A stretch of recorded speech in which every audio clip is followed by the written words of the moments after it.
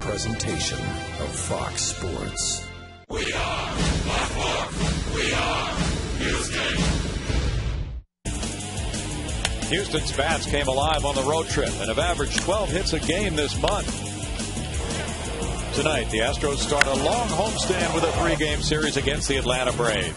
Bud Norris takes the mound for the Astros in search of his 3rd straight win, while Atlanta's starter Mike Minor makes his major league debut. So get your signs ready. The Astros and Braves are next on Fox Sports Houston.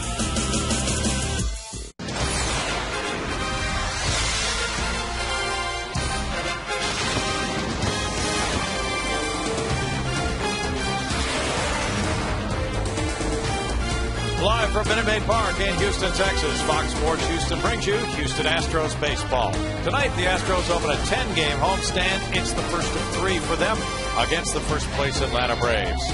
Good evening, everybody. Bill Brown and Jim DeShays. The Astros back from a road trip in which they had problems. They've lost 4 in a row, and now they'd like to rev it up against a very good team, J.D. And when last we saw the Atlanta Braves, end of April, beginning of May, the Braves had lost 9 in a row, but they went on a tear, 20-8 in the month of May for Atlanta. Now they are a first-place club, have been for quite some time. Our first look at them in a good long while. Tonight we're going to profile a couple of talented young rookies.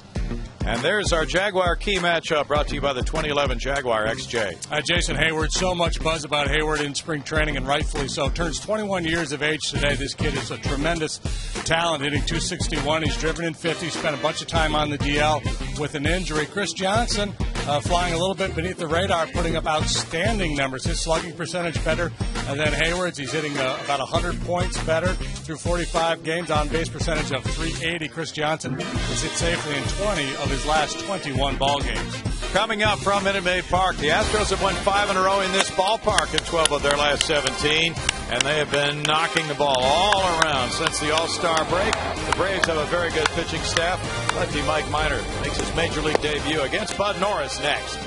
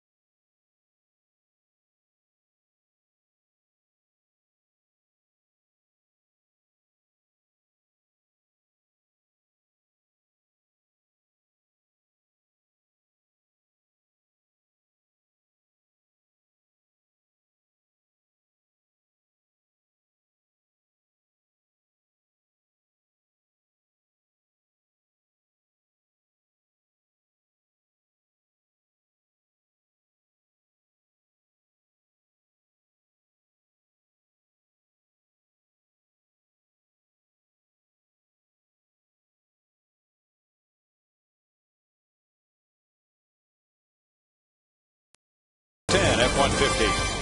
By Jack in the Box and the really big chicken sandwich combo. And by Fred Loya Insurance, where being local matters. Outside on KBR Plaza, see Biggio and Bagwell. Inside, as the Astros begin this long homestand, it's the Braves and Astros for the fourth meeting this season, as the Braves won those first three by a collective score of 21-4. And that's what really got them going up to this point. Now they bring a 2-game lead on the Phillies into play tonight. With this lineup for Bobby Cox tonight, Omar Infante's the leadoff man at second base. It's Jason Hayward in right field. Chipper Jones at third base. Brian McCann, the cleanup man, is the catcher. Eric Hinsky plays left field. Troy Gloss is at first base. Rick Ankiel, obtained in a trade with Kansas City, is at center field. Alex Gonzalez came from Toronto in another deal. He's the shortstop. And Mike Minor is making his major league debut. Bud Norris has won his last 2 starts.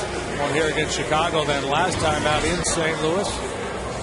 He got the win, working 6 innings, allowed 7 hits, 4 runs, walked a man, struck out 6. The Astros beat the Redbirds 18-4 that night. Bud will take half that many here tonight defensively. It looks like this. Lee Warden Pence, left center right infield of Chris Johnson, Angel Sanchez, Jeff Keppinger, and Brent Wallace. Jason Castro does the catching. Bud Norris is 1-4 here this season at Minute Maid Park with an ERA of 6.10. Ready to go against Omar Infante now. Infante filling in very capably for the injured Martin Prado. Backs away from ball 1. Yeah, he's on a nice little hitting streak. Has the average up to 339. Bud pitched against Atlanta in that series back at the beginning of April. Not fare all that well. Keppinger to his left, spins, throws over to Wallace. 11-game hitting streak for Infante. He is out number 1. It's Keppinger in this series. He's a Georgia boy. He'll have his A game ready to roll against these Braves. Yeah. Now 21-year-old All-Star Jason Hayward, just turning 21 today, making the big leap up from the minor leagues to the big leagues after being a first-round pick in 07, the 14th player drafted that year, and born in Ridgewood, New Jersey, but grew up in the Atlanta area, went to high school in McDonough, Georgia. He is a fabulous looking player. There's strike one, hitting .261 with 11 homers, 50 runs batted in. He walks off in 56 walks for Hayward this year.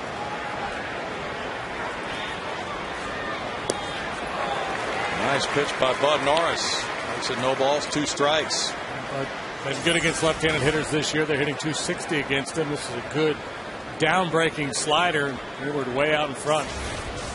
Mid-90s fastball, slider, and straight changeup. The pitches that Bud Norris features. And he will climb the ladder with that heater.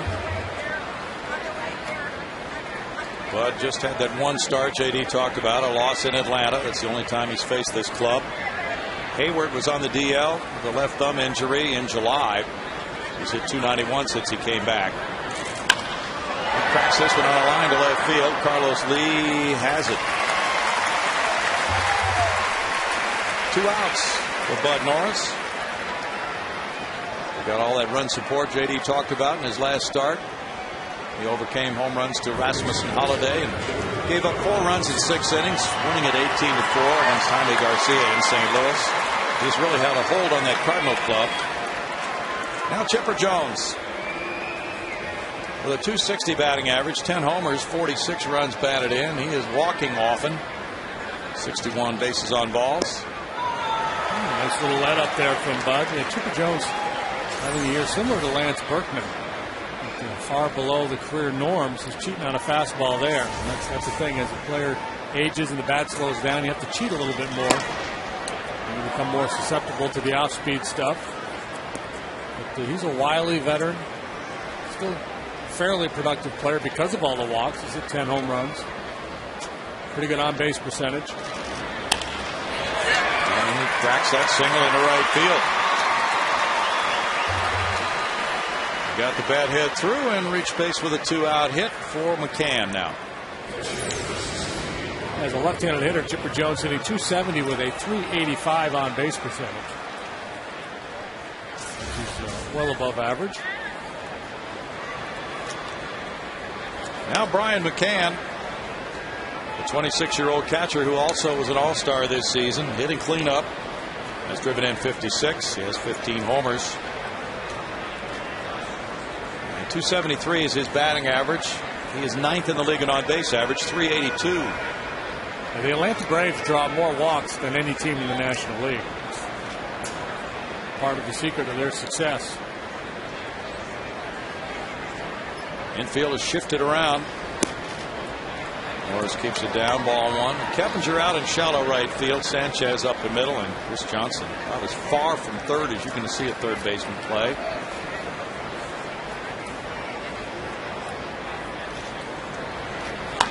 Well, we've seen him play further, actually.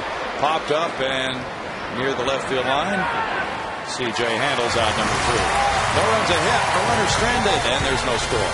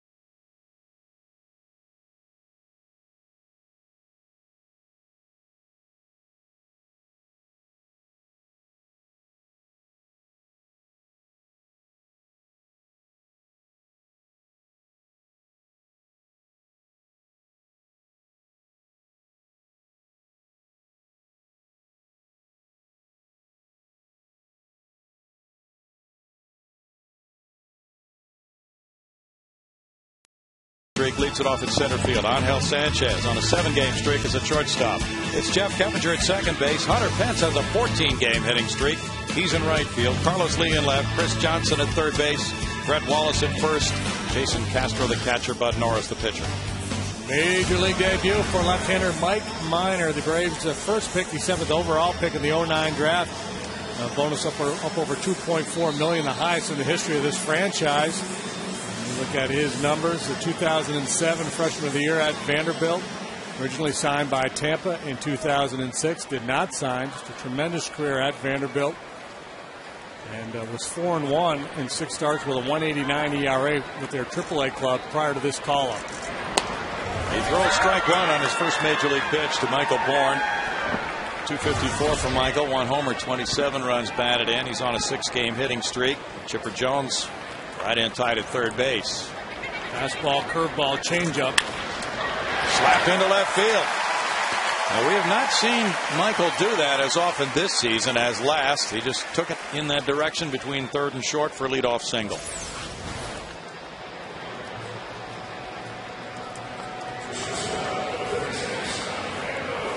Jones drawn way in. A little better chance of driving it through that hole on the left side.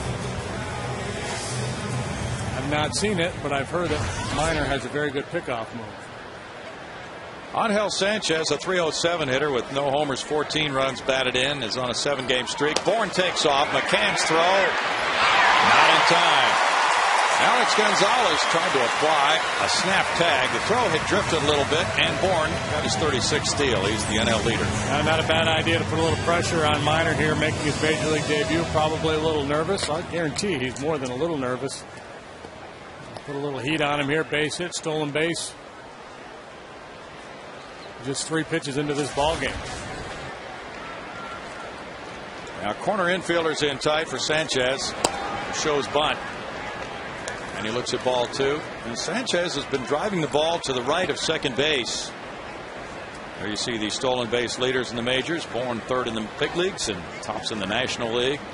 Sanchez hitting sharp line drives lately to center field and right center and right field.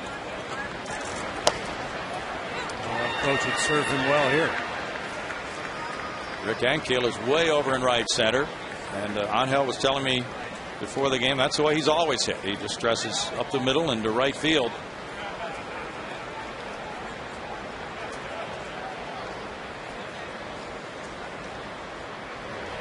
He had Tommy John surgery on his right elbow in 07. Dr. James Andrews in Alabama. Felipe Paulino's headed to see him in a few days.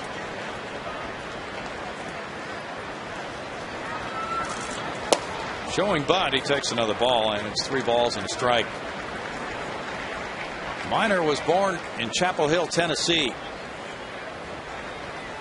He started 4 games at Rome last year after being a first-round pick, 7th overall. Known to have very good composure. Pitched with David Price at Vanderbilt. He was a freshman Price's junior year, so what a 1-2 punch they had. There have been 5 Atlanta Braves left-handers who have won their major league debuts. The last one to do it, or one of those to do it, Zane Smith at Houston in '84.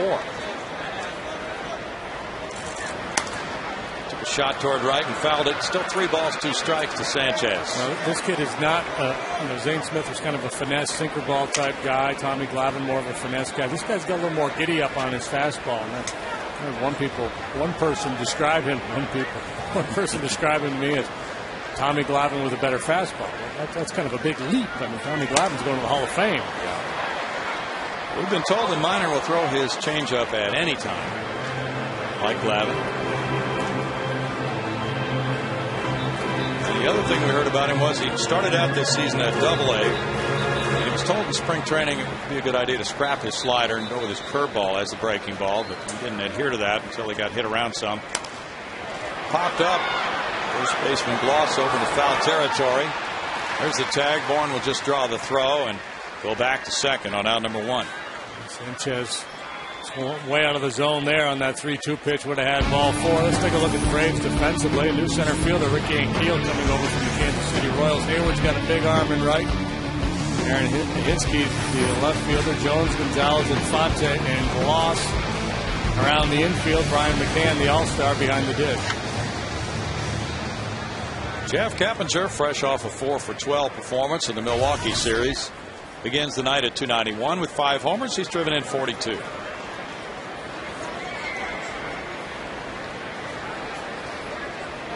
Infante trying to keep Bourne close to second base, and the pitch is strike 1 call to Keppinger. Keppinger's been known to go to right field and up the middle as well, trying to get this first runner home.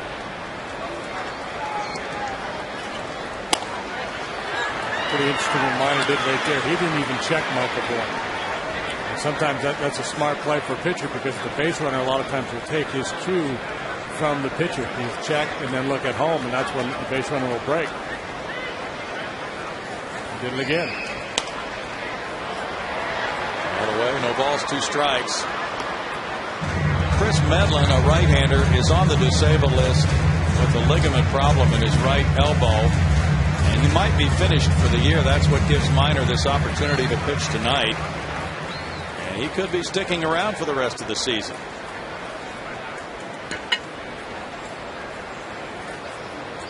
Pitched about 120 innings this year. Out into center field. Ankiel heads back, turning and reaching up to snag it. Here's the tag by Bourne. 2 outs. Yeah, Ankiel had to make a late adjustment on that ball. Had a little slice action on it.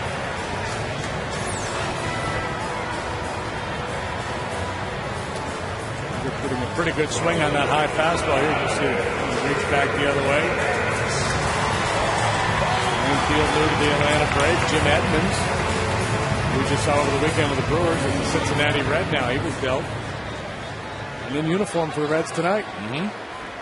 Hunter Pence on this 14-game hitting streak has hit .369, trying for a big 2-out delivery. And he hits a line drive to left field.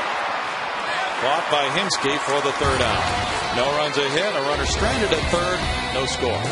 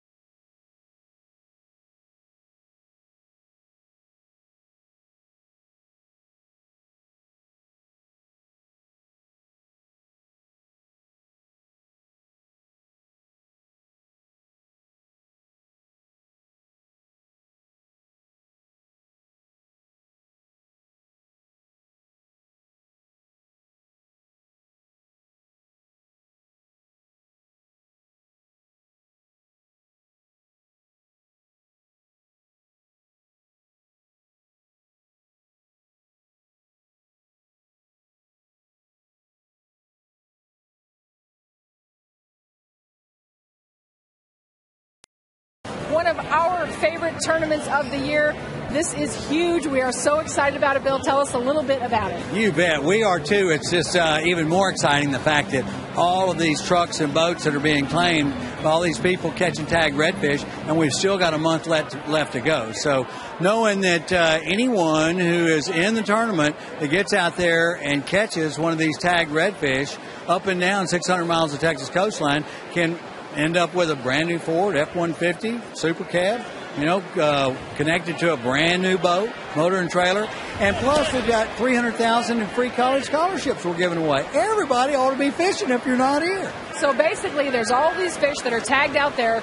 Anybody can sign up, register. What do they do? And kind of just take us through it a little bit more for those who know nothing about it. Well, this is the CCA Texas Star Tournament. For those who don't know, the CCA is dedicated to the conservation of marine life. And we host this tournament really as a membership drive for people to get interested in fishing, for families to realize that, hey, take your kids. It can happen to any of you. Catch one career fish, get lucky on a pier, standing on the shore, whatever, and you may end up with a $50,000 college scholarship or a brand new $70,000 truck boat combo. Why not go fishing? It's so easy. Anybody can win. All right, now this is from Memorial Day to Labor Day, so they've got until Labor Day to do it. And like you said, 600 miles along the Texas coastline. I know you've got great sponsors. Obviously, you mentioned Ford. We at Fox Sports are part of it, but a lot of great sponsors have come together to do this. And the ultimate prize, as you said, is the scholarships, correct? You bet. We are so grateful. Without Tilson Homes, without the Texas Ford dealers, without Fox, without all of our media friends, and plus all the, gosh, Whataburger, Mercury Marine. There's so many people that have chipped in to support resource conservation, marine conservation on this coastline. You can get in by going to ccatexas.org. You can go to any local academy. Academy's a great sponsor. And we're just grateful to be here. Everybody needs to be fishing. All right, well, if you haven't got it by now, guys, everybody needs to get out there and go fishing. I'm convinced, so I'm going to toss it back to you, and I may go put some bait on my hook. Thank you so much, Patty. Good luck to everybody. Hope the Stros win. All right, Bill. Bud Norris makes a play here, Patty, on the Eric Hinsky ground ball. He hooked it. He hooked it. We regretfully announce that we will not be able to broadcast tomorrow night's game until the fourth inning. We'll be fishing. Gone fishing. Until dark. Gone fishing. Troy Gloss is the batter. Ever hear that song, Brian? Yeah. Bing Crosby and Louis Armstrong? Absolutely. 242 for Gloss, 14 homers, 63 runs batted in. He doesn't do as much fishing as pitchers would like. He's drawn 60 walks this year. They started out very hot. He was a big part of it for the Braves early. They got things turned around in May, but lately has not been very good, hitting just a .188 since the All-Star break. Still a dangerous bat. And as Brownie mentioned, a guy who's capable of working a walk. Norris misses. Well, 63 runs batted in for Gloss. That's tops on the Braves club. Rick Ankiel will be next. Good low ball hitter. That's a strike, and it's 2-2. Ed Hickox is calling the balls and strikes tonight. Braves have won 64 and lost 47. This is only a 3-game road trip for them, then right back home. It wasn't too long ago that they had a 7-game lead in the division. The Phillies have been playing hard. Climbed within 2. Bouncer up the middle, and that will trickle on through. Sanchez was playing in the pull. And Gloss is on with a 1-out single.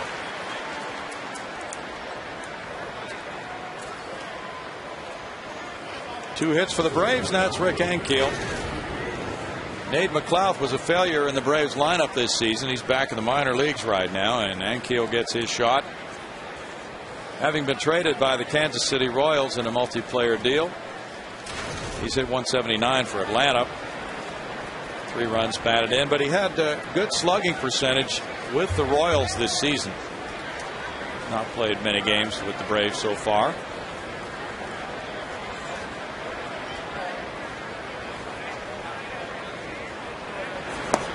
And the former St. Louis Cardinal pitcher takes ball 1. One of those few who have made the conversion from the mound to the outfield. Here's the 2-game lead for Atlanta, and the Mets are 9 back. Florida trails now by 9.5. Norris falls behind. It's 2 balls, no strikes on Ankiel. Had all kinds of control issues as a pitcher. Yeah, this is a very gifted athlete. Big arm out there in the outfield. He kind of got the thing. Couldn't throw the ball over the plate. To a stretch where he couldn't even come close. Battled back. They had to figure it out. Did not. Ultimately said, all right, time to turn the page. And he made the move to the outfield. And he's been pretty successful. There's a lot of holes in his swing. He strikes out a lot. Rick, now 31 years old. Played for the Cardinals last year. And then he moved on as a free agent to Kansas City last January, where he signed a 1-year deal for $3.5 million. The Braves traded a young lefty, Tim Collins, to Kansas City in the deal for Ankiel and reliever Kyle Farnsworth. Foul back. This Tim Collins is sounding like a pretty interesting player. Just from what's been written about him, he's 5'7", 155, a lefty reliever with a Tim Lincecum style delivery, who has 308 strikeouts in 202 minor league innings. Kansas City going for a future in the deal, hoping that he'll turn out very well. Maybe another Billy Wagner. One bouncer. Wallace throws to Sanchez. Return throw to Norris is caught by Wallace. They wouldn't have had him anyway. 2 outs. Sometimes the shortstop doesn't know which player is his target at first. Just make the base your target. As long as his body's over there, somebody will make a play for you. Good play there by Wallace. It was not time to go to the bag first and then try to get a tag play on Gloss. Alex Gonzalez, the veteran shortstop, a .260 hitter with the Braves with 3 homers, 7 runs batted in, has hit 20 home runs total, including the 17 with the Blue Jays. He's been known as just an outstanding glove man over the course of his lengthy career. He's 33 now. And this year, what he has done for the most part throughout his career, outstanding defense and a dangerous bat. Not a high average guy, a guy capable of hitting the ball out of the ballpark. 134 career homers. The 20 home runs this year is good for the lead among all major league shortstops. He also leads all shortstops in doubles, and is second in runs batted in with 57. Mark him down a little bit for the beard, though. Yeah. Some points off for that. Let's see what we got going on there. Well, they traded him for Yunel Escobar, who was quite a talent but erratic. Gonzalez is a steadier player. Maybe in time Escobar will be better. Stretch drive deal with the Blue Jays playing above 500 ball, but not considered contenders in the very difficult American League East, and the Braves wanting help now. Don't fall asleep over that first base with Bud Norris on the mound. He's got very quick feet. Loss almost got picked off. Broken bat liner, fair to the left field corner. Here's Ankiel around third. Brian Snitker sending him home. Sanchez with a relay to the plate. Not in time. Throw back to second. A run down here. Keppinger and the tag by Johnson. Yeah, he missed him. 1-0 Braves as Ankiel scores on a Gonzalez RBI double, and then the Astros blow the run down, and he goes to third. Jason Castro did a nice job there coming up to field that throw, realizing they weren't going to have a play on Ankiel, and they caught Gonzalez rounding the bag. They failed to execute the rundown play. As this ball heads into the left field corner. Here's a look at Ankiel. Trucking home. Throw is going to be late, so Castro slides up the line to cut it off. It's an RBI double, and then Gonzalez takes third. Line drive to right. Makes it 2-0. Now at first. No. Take the run away because Hunter Pence throws him out at first. And it's only 1-0 as Hunter Pence picks up his 8th outfield assist. Throwing out Minor in his first Major League plate appearance.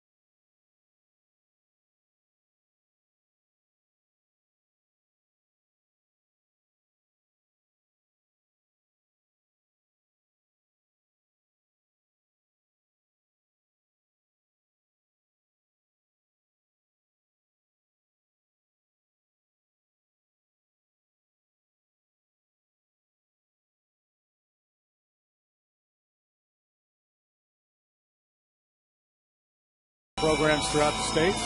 If you would like to learn more about Chevy's commitment to youth league baseball, visit the website ChevyTexasBaseball.com. Crazy top half of the inning. The Braves essentially try to give the Astros an out. With Gonzalez taking that big turn at third, they don't execute the rundown, but then they steal an out on what would have been a base hit for Mike Minor in his first major league at bat on the 9-3 putout. Watch where Brett Wallace is stationed here.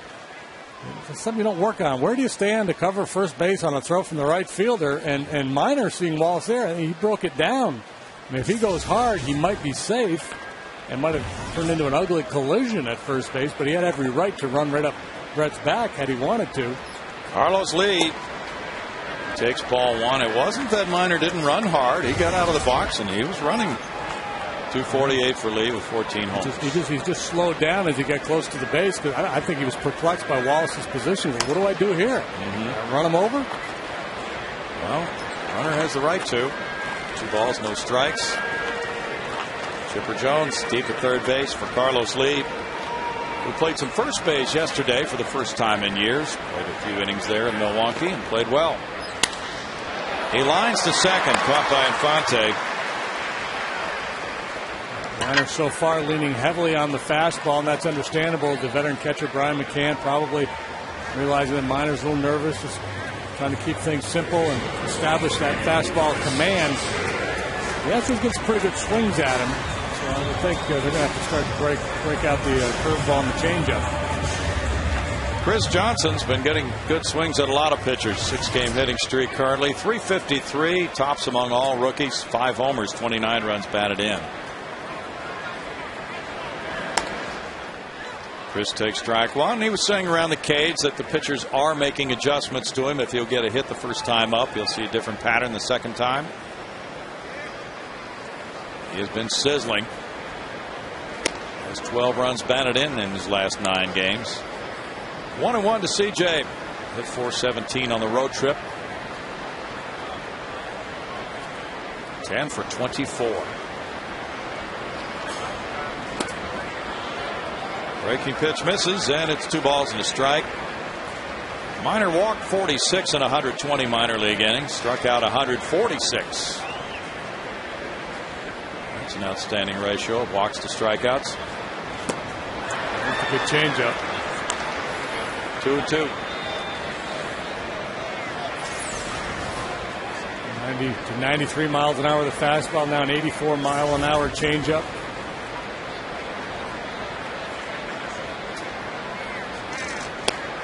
And the fastball struck him out. 95. He stepped it up. Nice execution, too, after the changeup. Just dotting that outside corner with the 95-mile-an-hour heater. Minor pitched 4 days ago, very briefly for Gwinnett. They pulled him after 1 2/3 innings. Brett Wallace gets the start against the lefty. He has not been playing against lefties. That pitch hit him. He hit lefties better than right-handers in the minor leagues, and the Astros had rested him against the last few lefties, just wanting to give Pedro Feliz some at-bats. I think he's trying to go breaking ball there. Scored out of his hands. So been able to take one for the team and not to deal with a whole lot of pain. These guys played together, Minor and Wallace in the Baseball USA summer team. Jason Castro's the batter. Bouncer, and Infante puts it to Gloss. To end the second inning with no runs, no hits, and a man stranded, it's 1-0 Atlanta.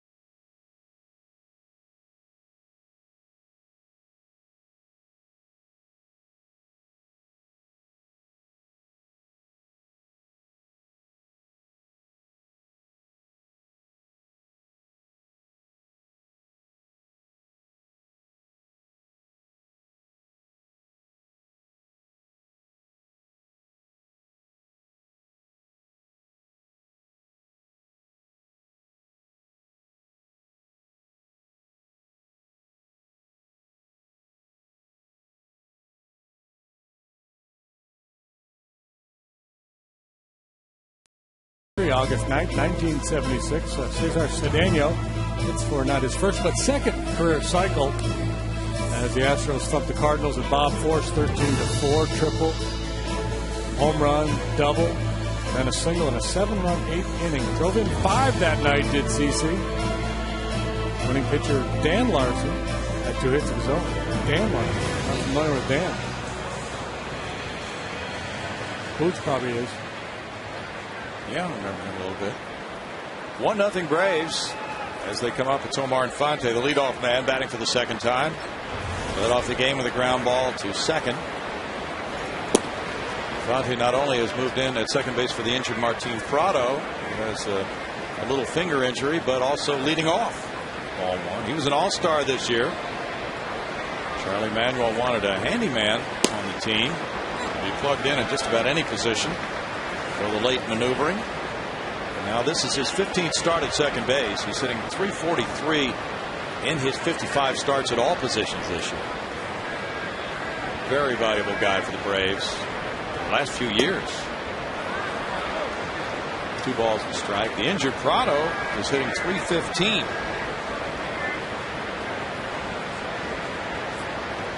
Braves have lost 7 of their last 10 road games. They are a much better team at home than on the road this year. This home record in all of baseball.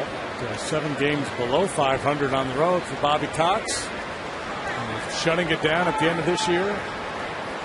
29th season as a manager, 25 with the Braves. 4th all time on the wins list. What a run they had in the 90s.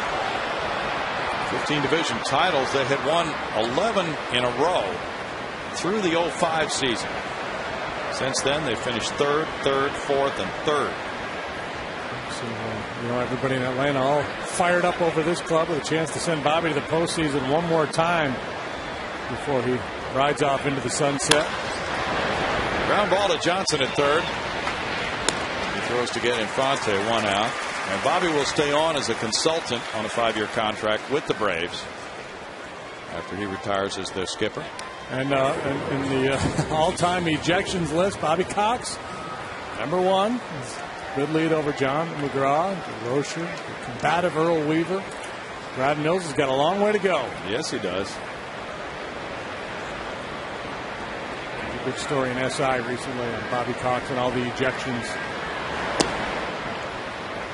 Very much a player's manager. All one to Hayward.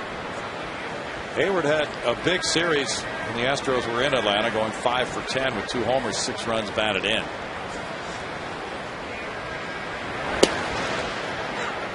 It's 1 ball, 1 strike to Jason. And this is his 21st birthday. Mike Lamb has a birthday today, along with Doug Williams, Claude Osteen, and Bob Cousy.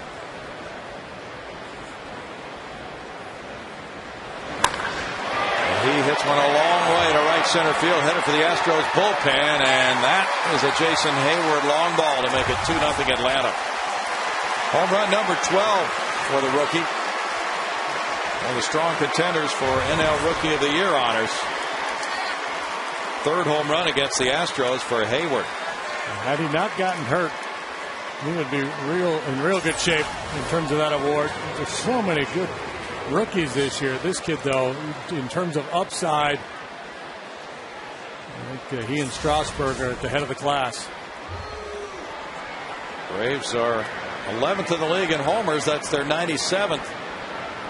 Now Chipper Jones, he lined a single to right. Fouls that away for strike 1. Time for Jack in the Box standings. The active career RBI leaders are Manny Ramirez, A-Rod, Tomey, Chipper, and Vlad.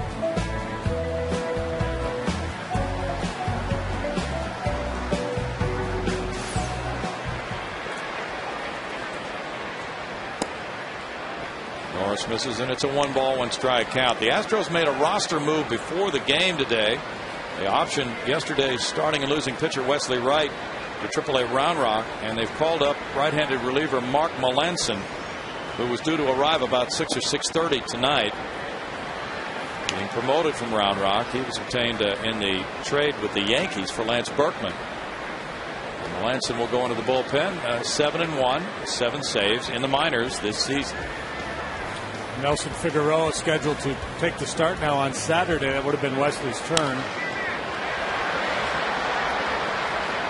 2-2. And Wesley had a very good start before yesterday. 7 innings, 2 runs allowed. Yesterday, 2 1/3 innings, 4 walks, 5 hits, 7 runs. And those 4 walks really came back to bite him. All 4 of those walks turned into runs. Yeah, and because he only worked 2 1/3 innings, you had to get a lot of work out of your bullpen. So in Melanson, you got a fresh arm coming up.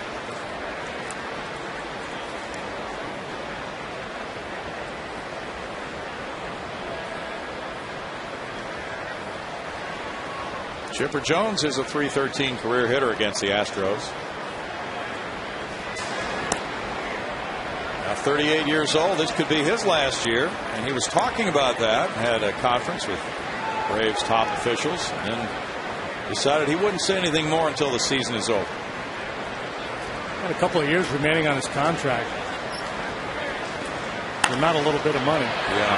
Good play by Keppinger. On a hard hit ball by Jones, 2 outs. He picked it just to the left of his body, and that one was steaming. Yeah, this one had him kind of backing up on his heels. There was so much pace on it. With the good hands, that's the play.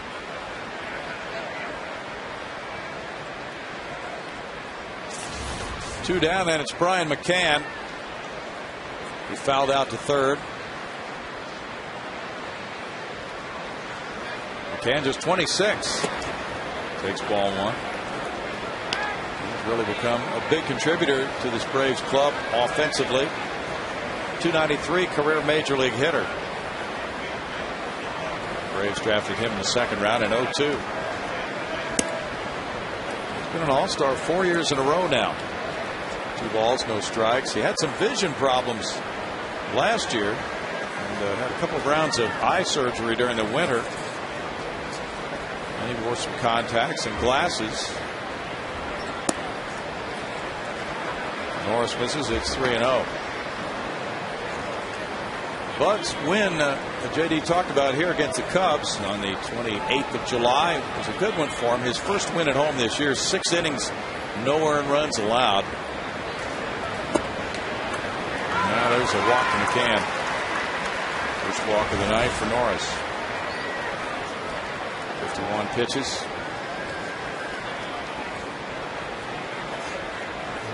Gave up the home run to Hayward, and then Chipper hit the ball right on the screw, so gets a little gun shy, perhaps.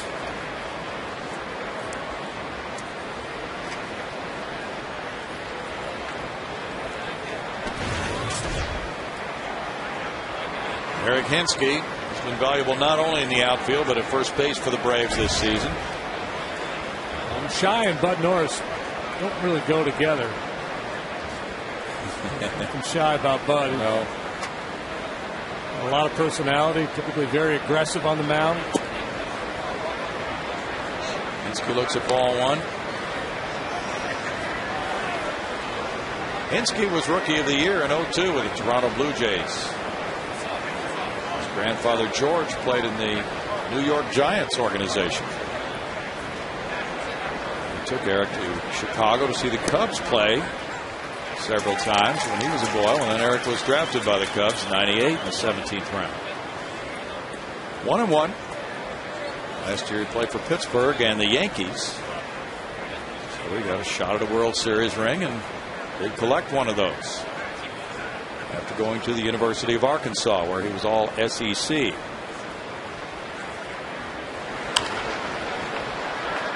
It's 1 ball, 2 strikes. It's a pretty versatile bench. The bench players contribute quite a bit for Bobby Cox. Melky Cabrera is on the bench tonight. He plays a lot of outfield. He was in the starting lineup and had a good game yesterday. Brooks Conrad, former Astro farmhand, has hit 2 pinch hit grand slams. Matt Diaz, good hitter. Hensky strikes out. The Hayward homer makes it Braves 2, Astros nothing in the 3rd.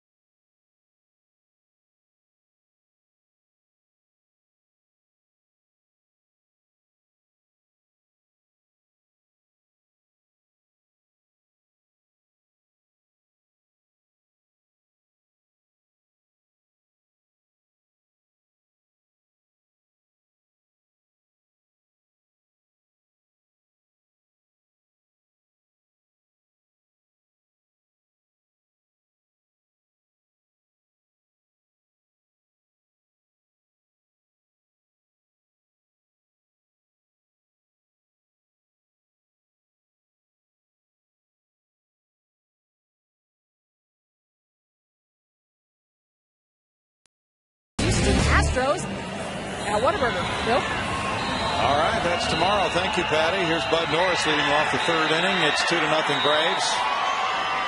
Bud has 4 hits and 26 at bats as he faces Mike Minor. Minor delivers strike one. We were saddened by the news that General Manager Ed Wade's brother Frank passed away Saturday night after suffering from a sudden illness at age 63 in Pennsylvania.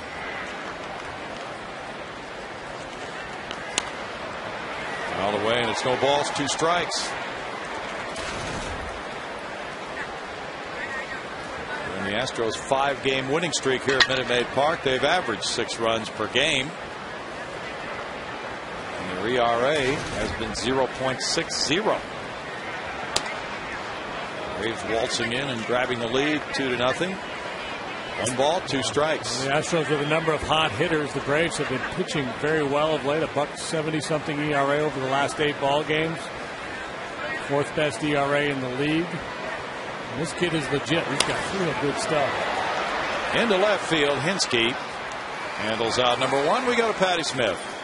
Well, catch the last summer weekend of Astros baseball here at Minute Maid Park with an incredible deal. For every full-price ticket you purchase through the special link on Astros.com for the game this Saturday against the Pirates, you'll receive a $10 voucher good towards your purchase of food, beverage, or merchandise that same day. Just visit Astros.com/summer for tickets, Bill. Thanks, Patty. Pirates fired a couple of their coaches. Yeah. What did the Mariners? Fired their manager, Don Wakamatsu. Didn't hear that. Yeah. Strike 1 to Michael Bourne, who's the interim. I think they called up whoever was managing it with their AAA club. Okay. Bourne slapped a single to left in the first. Wakamatsu, they had a real nice year last year. Everybody loved him. Boom, one bad year, gone. Yeah. The Reds traded for Jim Edmonds. They acquired him. Maybe it was a waiver deal. Jack Wilson. Chris Dickerson. Oh, that's right. You had told me that. So Edmonds is playing center field tonight for Cincinnati. In that first place showdown, it is 7-0 St. Louis leading after 6 at Cincinnati. Chris Carpenter on the mound for the Cardinals. Mike Leake started for the Reds. 3-0. The interim manager of the Seattle Mariners is Darren Brown, who had been managing at AAA Tacoma for the last 3 seasons. Okay. Happy 95th birthday tonight to Wayne Dykes. Astros fan for a long time. Fly ball left. Hinsky takes care of out number 2 for Minor. Minor in 6 starts at AAA Gwinnett was 4-1 with a 1.89 ERA. Angel Sanchez fouled out to first in the first inning after Bourne had stolen second base. He was trying to move him over to third. Sometimes the pitcher, knowing the hitter's trying to do that, will get him to expand his zone and throw the right-handed hitter further outside. Try to get him to chase a pitch. The Astros have shown a little bit better plate discipline of late. Sanchez went way out of the zone on the 3-2 count last time. He turns on one and fouls it. He's going to have to be able to do that from time to time to continue to hit for a good average here at the big league level, because with all the scouting reports and all the video, they're going to see his ability to hit the ball the other way. They're going to start to try to run that heater in on him. And this kid posting these zeros here almost exclusively with the fastball. It's 2-1. The Astros, even though they were 2-4 on their road trip, hit .330 as a team. Average 7.3 runs per game. Sanchez hit .473 on the trip, 9 for 19. Grounds to shortstop. Alex Gonzalez makes it a 1-2-3 third, and Minor has allowed only a leadoff single in his first 3 major league innings, and leads 2-0.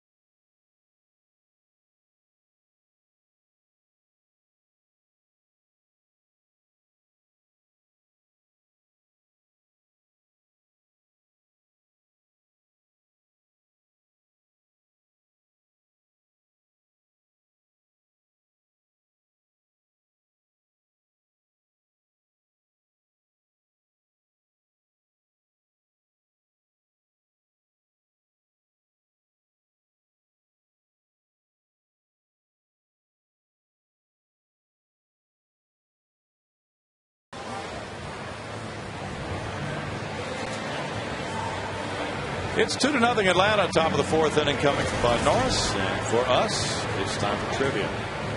JD standing up. Maybe this question involves you, JD. Name the only player who's been a teammate of you and Chipper Jones.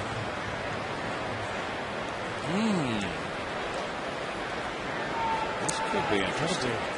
How did they unearth that? They've been studying Kevin Bacon. Troy Gloss leads it off in the fourth inning. He's singled to center in the second. Well, we know Chipper Jones hasn't moved on. So it's a former teammate of mine that played in Atlanta. Yeah. Let's see. Did Jim Corsi go to Atlanta? Not pre-Chipper. Now, the Kerfeld spent a little time in Atlanta, but that was pre-Chipper. Chipper came up in '93. 1 ball, 1 strike. That's going to require a little fall. 1-2 for Bud Norris.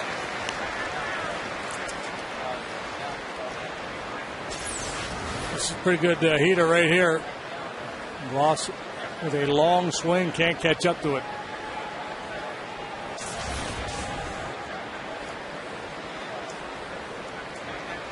Wasn't Glenn Hubbard. No, wasn't Glenn. Strikeout number 2 for Bud Norris. Yep, just carved up Troy Gloss there, threw the heater by him, and then baffled him with the slider. Were you a teammate of Kenny Lofton? Yeah, it would have been. Yep. Let's go with him. All right. Rick Ankiel reached base and scored a run in the second inning. That fastball's a little too much for him. Upstairs at 94, and it's strike 1.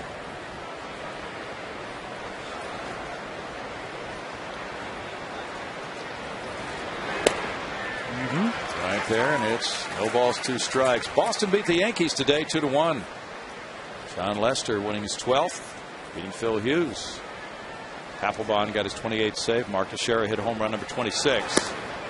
Lance Berkman was a pinch hitter, and he popped up with a couple of men on. 1-2. So the Red Sox, that's a big win for them because it pulls them to within 5 of the Yankees. And they're all banged up. Dustin Pedroia's been out for weeks.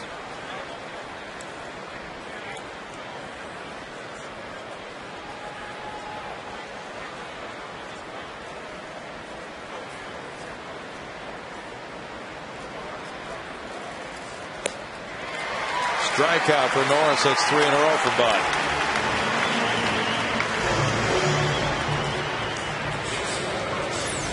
Bud's strikeout rate, one of the best in the league. After throwing a couple fastballs by Ankiel, he gets him with a breaking pitch as well.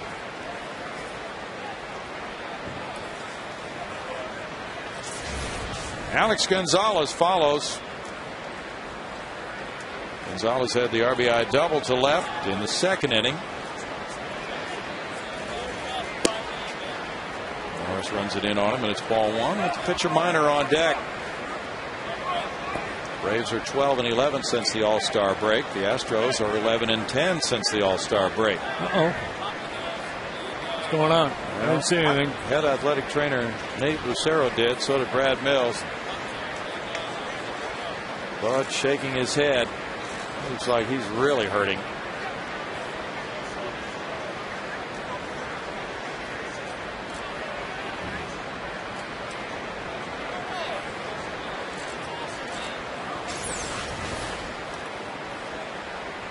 He's had blister problems in the past. I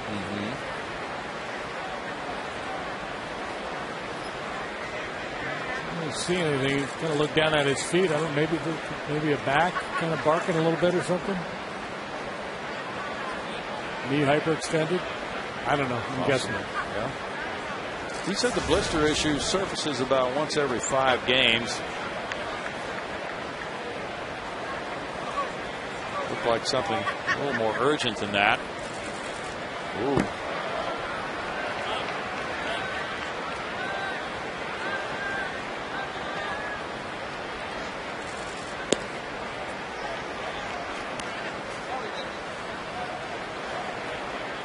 More more just to be sure. You know, sometimes you'll roll the ankle a little bit, or the knee will kind of buckle on you for whatever reason. This won't land right. It'll be a pretty scary sensation. I'll keep a close eye on him if he stays in this ball game.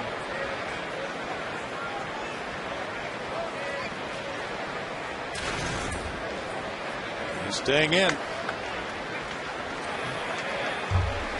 You know, they'll keep a close watch to make sure his mechanics don't suffer because of what, you know, whatever's bothering him. He can't afford to mess around with that arm.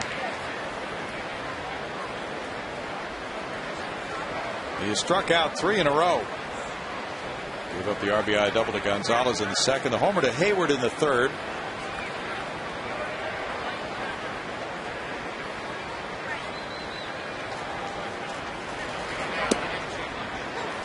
Throws that for a strike to Gonzalez, evening the count at 1-1. The Astros trying to snap a 4-game losing streak tonight. They're in 4th place. They're a half game in front of the Cubs. Jeff Cavenger's calling in shallow center field. It's a 1-2-3-4 for Norris, and it's 2-0 Braves.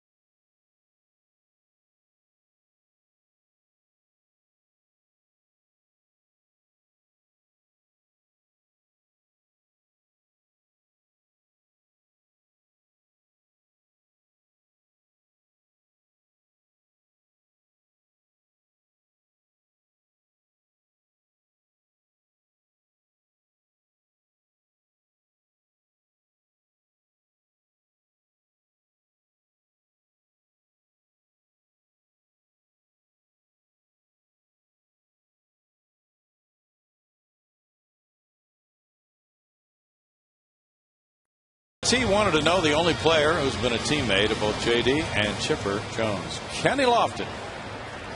91 with the Astros, 97 with the Braves. I've got another one, though. Do you? Gary Sheffield. Okay. Jeff Keppinger takes ball 1. Well, they're scrambling down there. Maybe there has to be more. He's the only one with the Astros and Braves. Keppinger hit a fly ball to center first time up. Now a line drive, left field corner. Keppinger takes a left turn. First extra base hit by an Astro tonight is Keppinger's 27th double. I told you he's got a big series against the Braves. Yeah. Those Georgia connections. Yeah.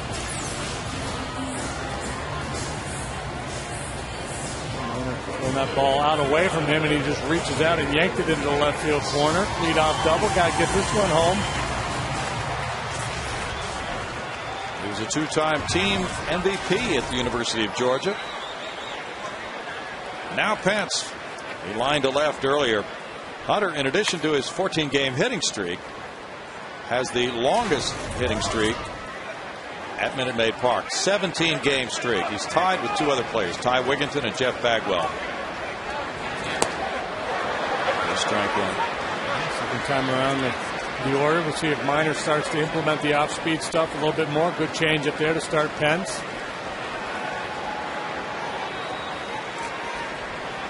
Aggie had his 17-game streak here in 2000. Ty Wigginton did it in 08. Back to shortstop, Gonzalez. 1 out.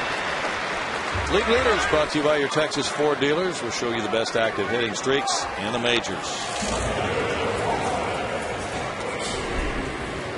Raul Ibanez has a 16-game streak. Juan Pierre with 15. Then you have Hunter and Adrian Beltre with 14 and Omar Infante with 11. Carlos Lee lined to second earlier.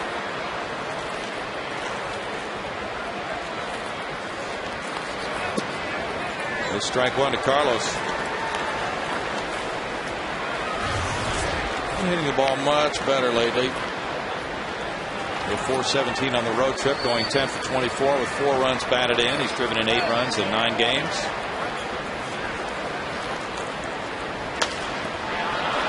Flared, and the first baseman Gloss heads up the right field line. That one loops in for a hit. Kicks out of play. And Keppinger will come in to score. A pop fly RBI double by Lee gives him his 57th run batted in, and it's 2-1 now. And that's not the weakest double in Carlos's career. It's in the top 5, but he'll take it. Just a little flare right down the right field line. You can tell from the get-go it's going to be difficult for Gloss to get there. Right on the line.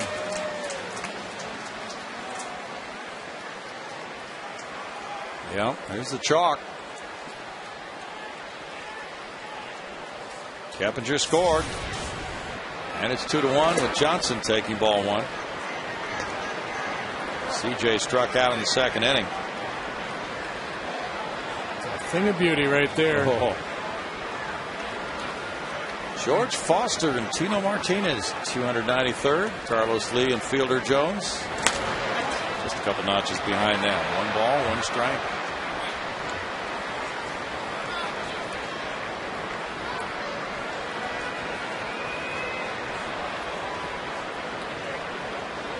Carlos has hit .288 at home since the end of May.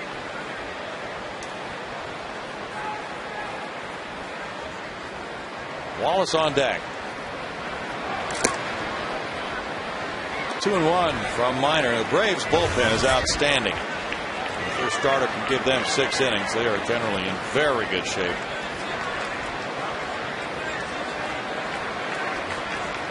Billy Wagner was dominant on Saturday, and Takashi Saito got a save yesterday. Give Wagner a day off. 2-2. Johnny Venters has the lowest ERA among National League rookies. We've got Kyle Farnsworth, Peter Moylan. They have a good crew in their bullpen.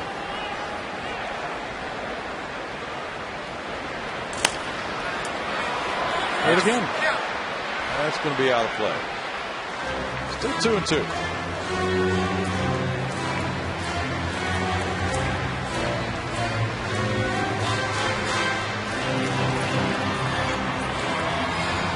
Cardinals-Reds game. The Cardinals got all 7 runs in the 4th inning. Lead 7-1 now, bottom of the 7th inning. Behind Chris Carpenter, Skip Schumacher hit a grand slam off Mike Leake. Leake gave up 6 earned runs in 3 2/3 innings. Line foul. One of the few breaking balls he's thrown. And few's an overstatement. Yeah. Just a couple. 50 pitches so far for him. Cincinnati leads St. Louis by 2 games. The Reds are on a 4-game winning streak. She's hurt.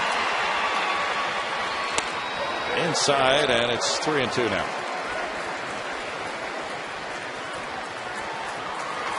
Looks like a fake injury. For a little sympathy, maybe? Yeah, that's a sympathy play. 3-2 pitch coming to Johnson. And it's fouled away.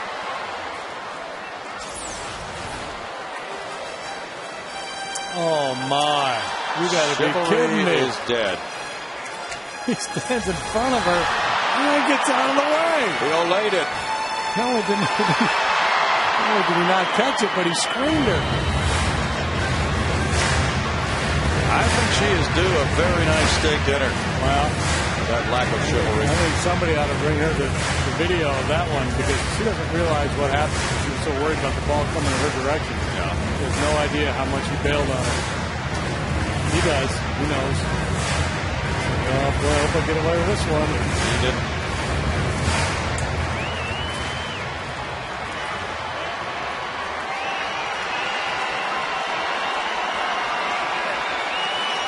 Johnson tries to drive in the tying run. And it's poked up to shallow right center, and that loops him for a hit. Carlos Lee coming in. It's a tie ball game. 2-2 on the looping single by Johnson. Johnson's hitting streak goes to 7 games. It's RBI number 30. Nice job by Chris just to drop the head on that again. Another nice changeup by Minor. He really picked CJ well. He's been victimized by some tough luck in this inning. The bloop double by Carlos Lee right on the line, and now this little flare. He has Chris fooled, but he keeps the hands back well enough to make some contact.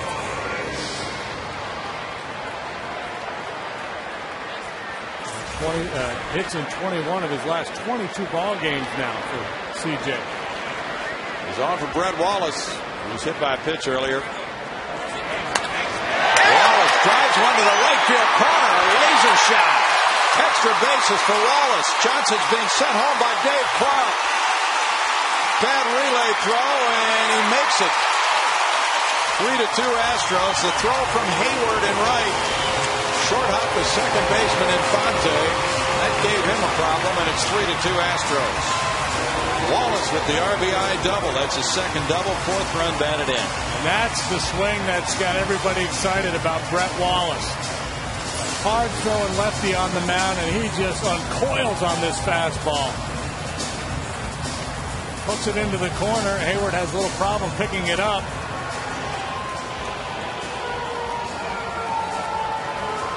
What a pretty swing of the bat. And got away from Jason. And a throw short hopping Infante. Infante did a nice job. But Johnson had scored to make it 3-2 Houston. Roger McDowell, the pitching coach, went out for a visit. Second double for Wallace. 4th hit of the inning for the Astros. It's Jason Castro now. Bud Norris on deck. Castro grounded out to second in the second inning.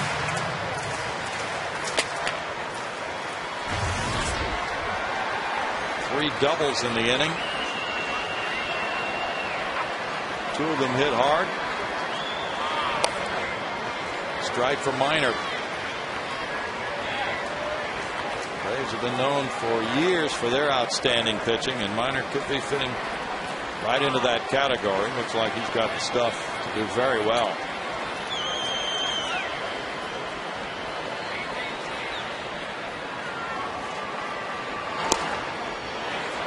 It's 0-2. Talking about all the success the Astros have had since the All-Star break.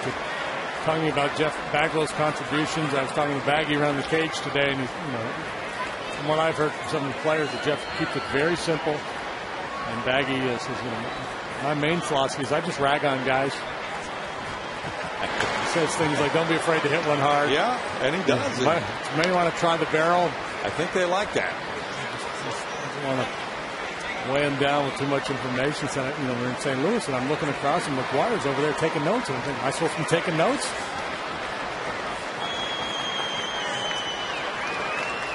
He's doing just fine.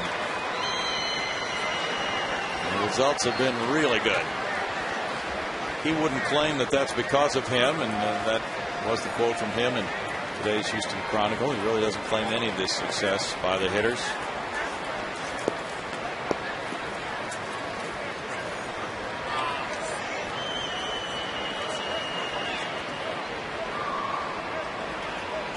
Wallace was hitting a VP. He hit one in the seats, and Jeff said, well, why don't you try that in the game? Well, he just tried. He came up a little bit short. Yeah. Well, it was a pretty swing. It was. That was a nice line drive double. You almost hit it too hard to get an RBI on it.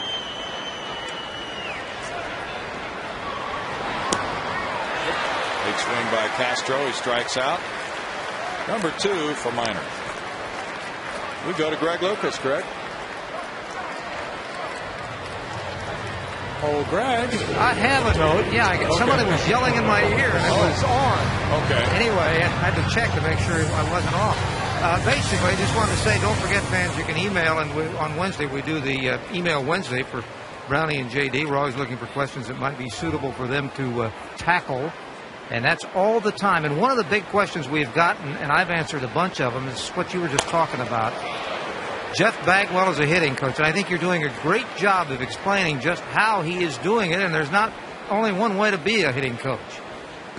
Yeah, absolutely. There's a lot of information available to these hitters with the video and all the statistical breakdowns on opposing pitchers and things of that nature. What he throws in certain counts. And I don't think Jeff really wants to weigh guys down with too much of that. You know, he's like any other hitting coach. He's going to look at video. He wants to make sure his guys are prepared in terms of knowing what a guy throws. Yeah, he's 90 to 94 with his fastball. He likes to sink it. He likes to cut it. Has a good curveball, good changeup, whatever it is. He wants to make sure everybody has that information. But I don't think he's the kind of guy that's going to look. On 2-2, he's going to throw you a slider 64.8% of the time. I mean, that stuff's just going to twist you up in knots. I think as a hitter, you want to know kind of more general information because you throw his changeup behind him the count. If he throws fastballs 90% of the time for the first pitch, obviously that's something you want to know. Well, each hitter is different in the way he prepares and the way he responds to things. Morris down on strikes. That's number 3 for Minor. But the Astros grab the lead with a 3-run fourth. On 4 hits and a man left. It's 3-2 Houston.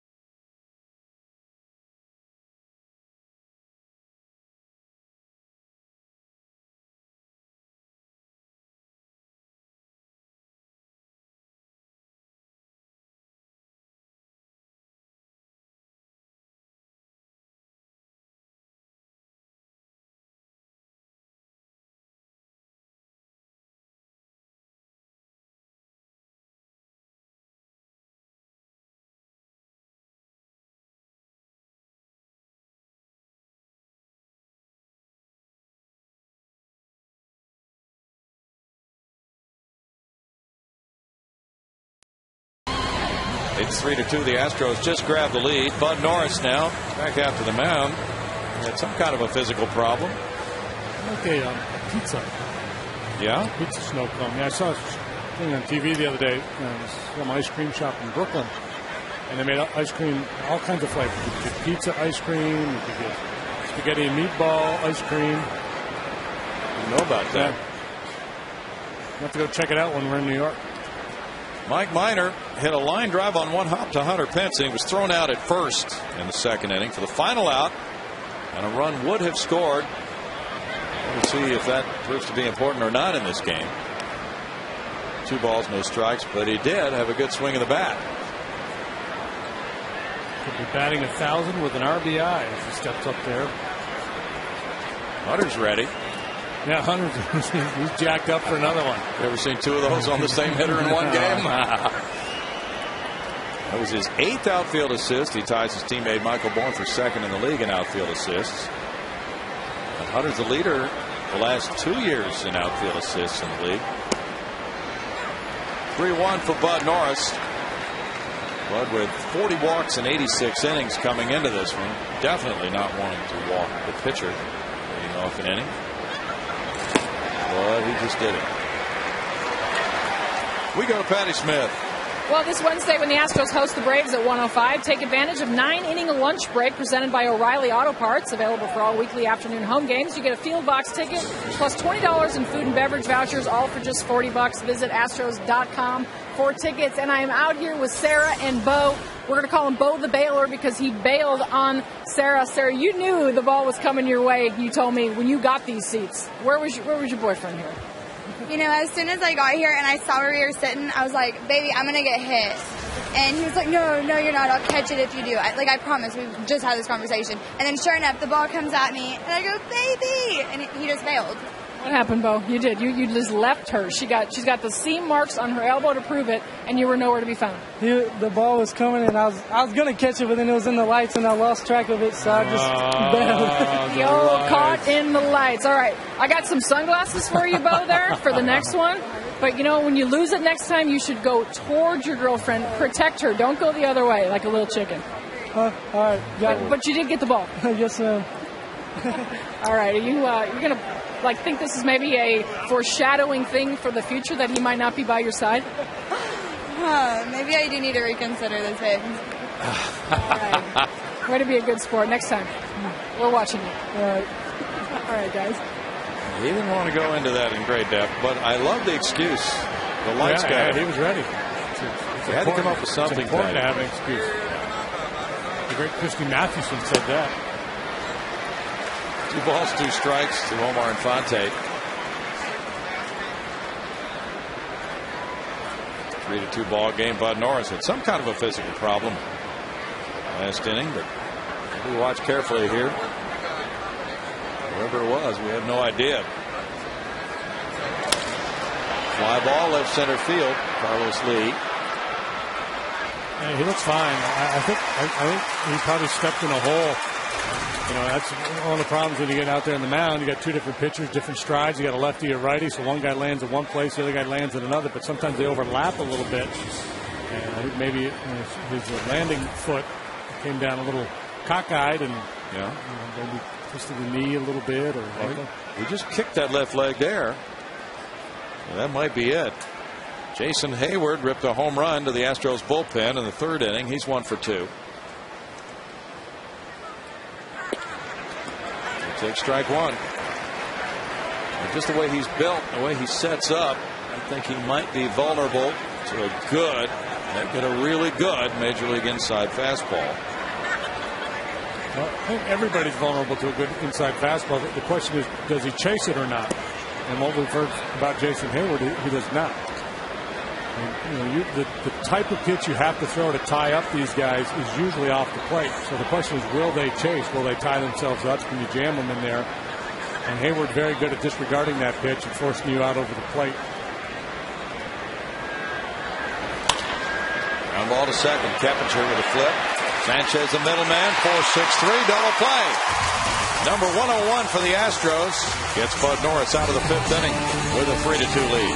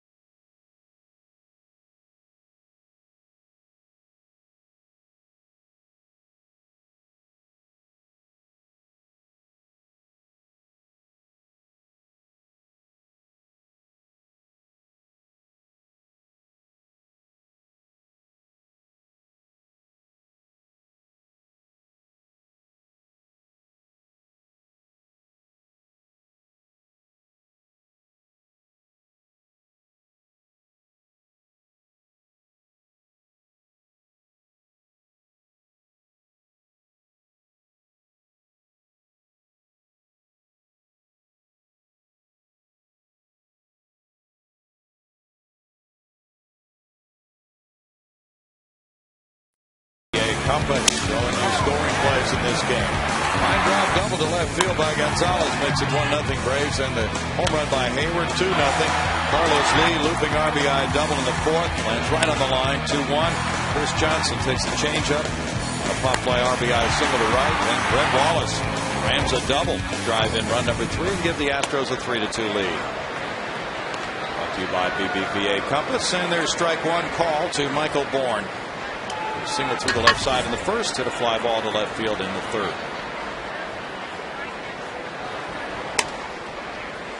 Upstairs for Mike Minor in his major league debut. It's a 1-1 strike count.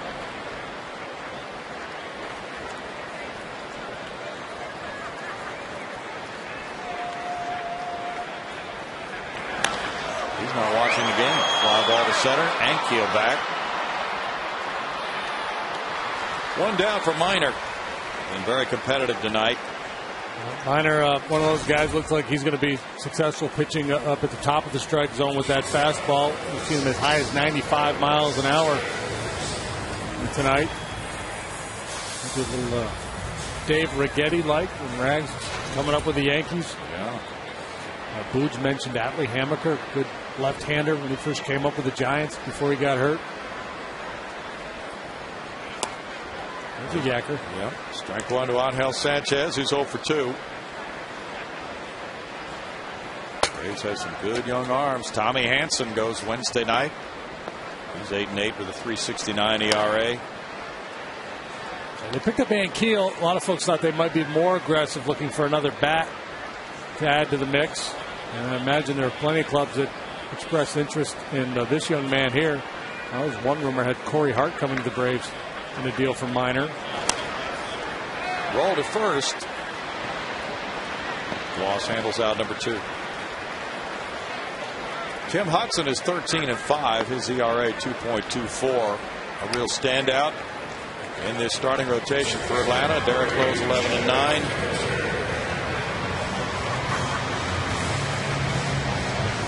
Keppinger doubled to left and came around to score on the Carlos Lee hit in the fourth. He's 1 for 2.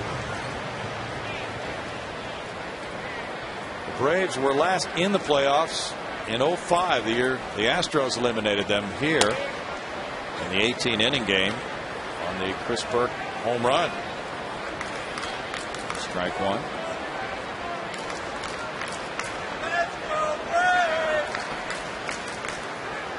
That constitutes a major drought for Atlanta. This should bring Chris Burke back to throw out a first pitch for this series. Yeah. 0-2. Currently unemployed, I believe. Yeah, I haven't He's seen contemplating retirement was the last I'd heard. Okay. Matter of fact, he was with these guys at AAA a year or two ago. Yes. 1 ball and 2 strikes. A fabulous career for Bobby Cox. And of course, a lot of people around Georgia would love to see him get back to a World Series in his final year as manager. Burke was released by Cincinnati in July. It's a low liner and no catch. There's a play at first base from 4-3 and Fonte to Gloss. Round number 3. 3-2 Astros through 5.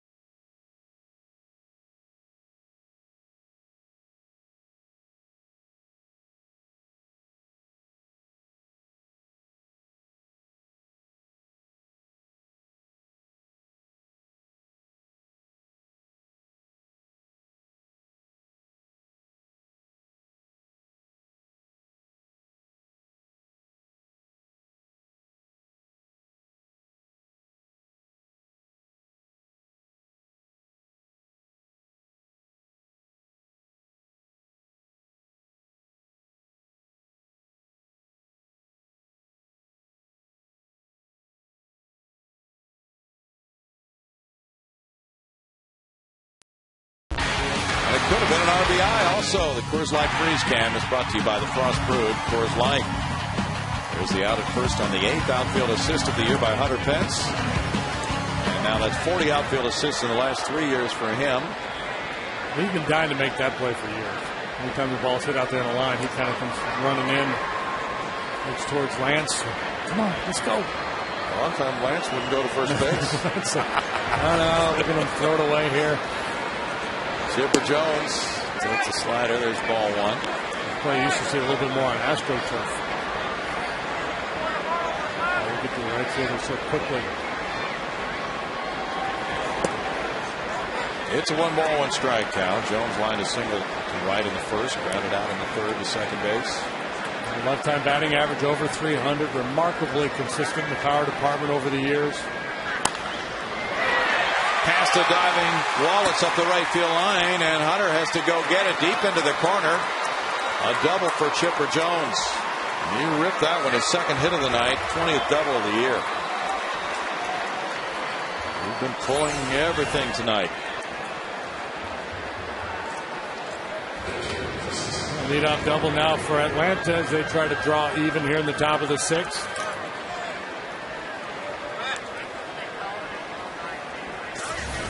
One thing about Chipper too, he's played throughout the whole steroid era, and you've never heard anything associating him with that. He was 0 for 10 in that series in Atlanta against the Astros. Brian McCann fouled out to the third baseman, and he walked on 4 pitches. This went a long way to right center field. This one's a flyer. And another bullpen shot. 2-run homer for McCann, number 16, and the Braves grab the lead, 4-3.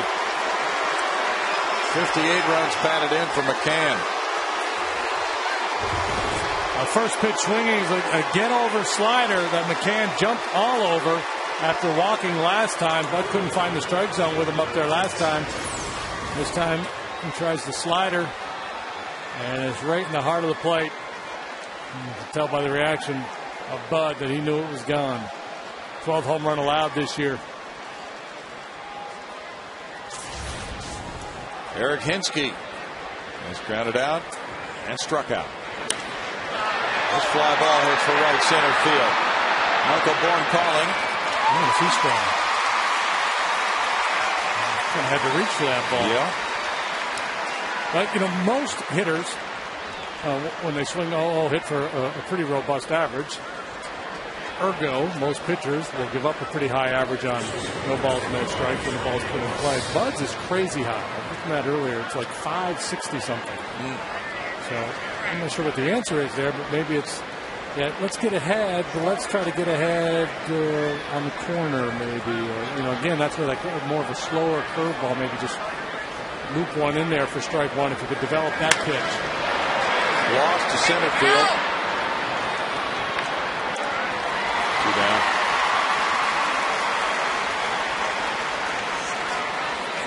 6 pitches so far this inning, and now it's Rick Ankiel. Yeah, it's a whole lot going on for 6 pitches. 2 runs and 2 outs.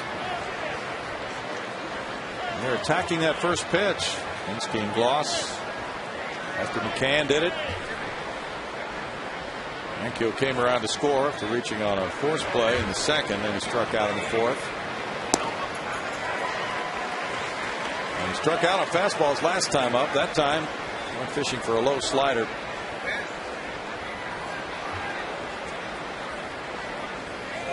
White Sox have tied Baltimore 2-2 in the 9th. No balls, 2 strikes. Paul Konerko hit his 28th for Chicago. Ty Wigginton, number 18 for the Orioles. Tampa Bay 4, Detroit 2. Bottom of the 7th. Bouncer Norris knocks it down, throws him out. 2 runs, 2 hits. McCann goes deep, and the Braves lead it 4-3.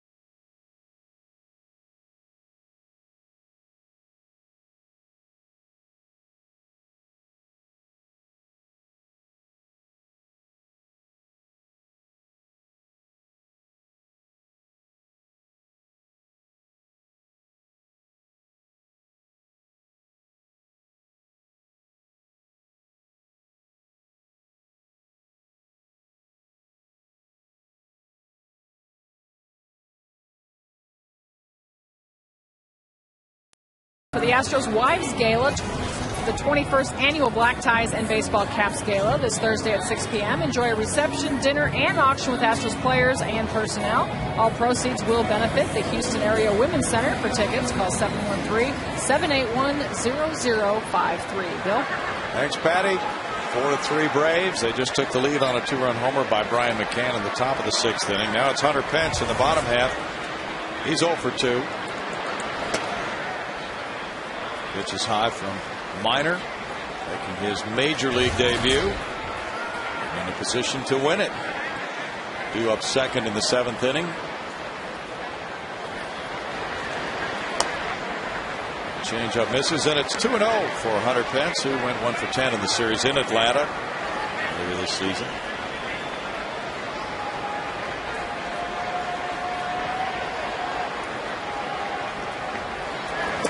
Brian McCann sets up nice behind home plate. Very quiet, gives you a good target. Miner has not been able to hit it here. This is what the Braves will be looking for now. Miner's out there pitching with a 1-run lead in the 6th. And we start to get a little defensive, pitch away from contact, trying to protect this lead. Try to overthrow a little bit, perhaps. They walked him on 4 straight. And it would be understandable. Chance to pick up your first major league win, making your debut. He's pitched very well tonight. That's his first walk. Hunter Pence with 13 steals and 18 attempts aboard.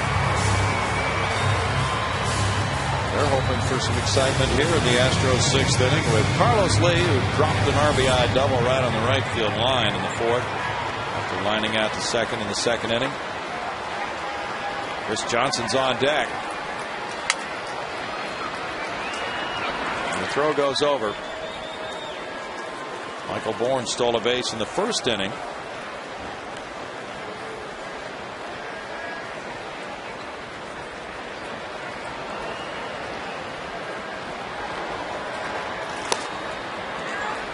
There's strike 1 to Lee. The Braves doing everything they can to keep this double play in order, to keep Hunter Pence at first base.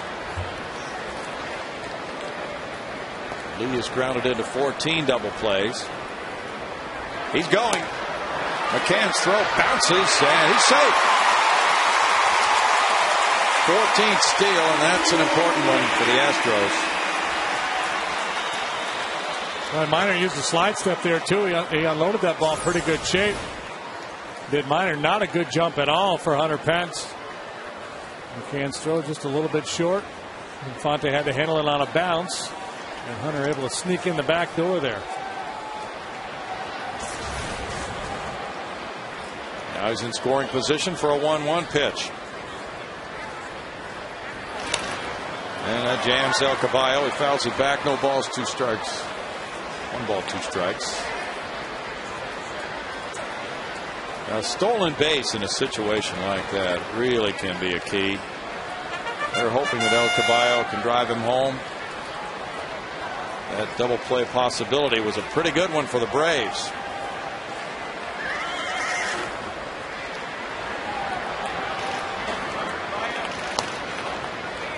Now 2 balls, 2 strikes to El Caballo.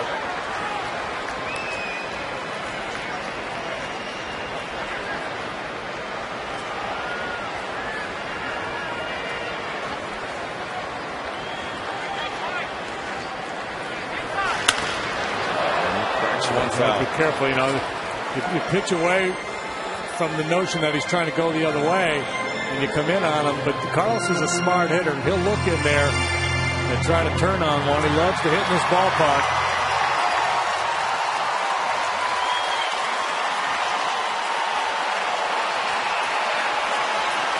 Wilson Lopez is warming up for Houston. Crowd greeting the Astros as they come back home. Going back in there. He reaches for it and fouls it away. A little deep number by McCann. Sure was. This was actually away, and a changeup moving down from him.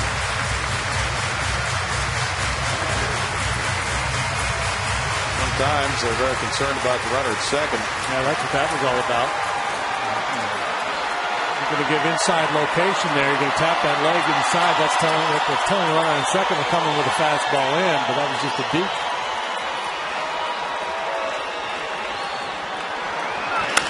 Lee up the middle. A look at third by Infante, but he chooses the out at first. Hunter Pence moved over on the sharply hit grounder, 1 out. Good battle there by Carlos. And a productive out. Hit the ball hard. Had a chance to drive him in. Didn't get that. But he got him over. He hit it so hard that Infante had a shot at third. Now the infielders move in tight for Chris Johnson. Can't always get what you want, but sometimes you get what you need. It's a big 90 feet. The Braves bullpen. Lefty Johnny Venters. Right-hander Kyle Farnsworth are warming up. Some high-octane stuff out there. You bet. Miners thrown 84 pitches. The infielders are in on the grass. Johnson with an RBI single, loop to right center, 1 for 2. Strike one. CJ said normally in the minor leagues he's hit in the number 3 spot in the order. He's been moved up to 6th today. Had been hitting 7th most of the time. Brad Mills does not want to mess with success and move him around a whole lot. This could be very fortuitous if he comes through, batting 6th in this situation. Runner at third, 1 out, a chance to tie the game. Well, lefty on the mound, he just flip-flops CJ and Brett Wallace. And CJ said he doesn't care that much where he bats. His approach is the same. Bouncer shortstop, and it's kicked. Gonzalez boots it, and Pence scores the tying run, 4-4. A rare error by Alex Gonzalez allows the Astros to tie the game. Well, the Astros had the contact play on runner on third, coming with contact, regardless of where the ball was hit. And so it fielded cleanly, and Gonzalez would have had Hunter dead to rights at home plate, but he peeked up, saw Hunter going, lost his concentration, missed the ball. That's a nice cheap run right there. 5th error for Gonzalez.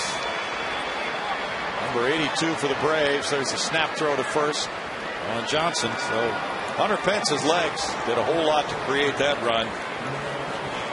There's no RBI for Johnson, but Pence walked, stole second, took third on a hard grounder to second, and scored on the error, coming home on the contact play.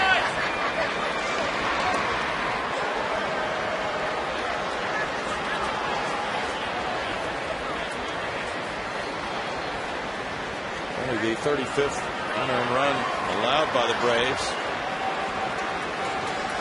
That's not a high number.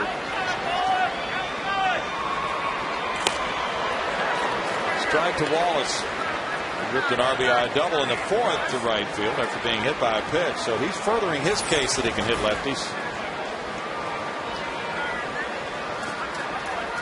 Pulled off that breaking pitch a little bit. Wallace hasn't seen much of lefties in his brief time in the big leagues.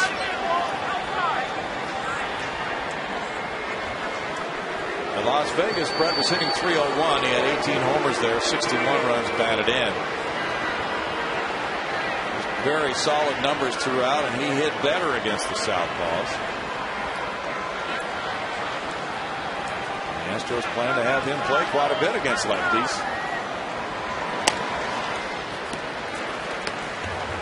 One and one. Arizona is trailing at Milwaukee. It's 4-2. The Brewers, who had a good series against the Astros, sweeping them. Have that lead for Chris Narveson against Ian Kennedy.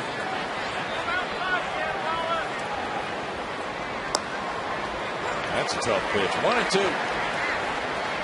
They played 4 in Milwaukee. There are only 3 other games on the National League scoreboard besides this one, including a final now. St. Louis 7, Cincinnati 3 at Cincinnati.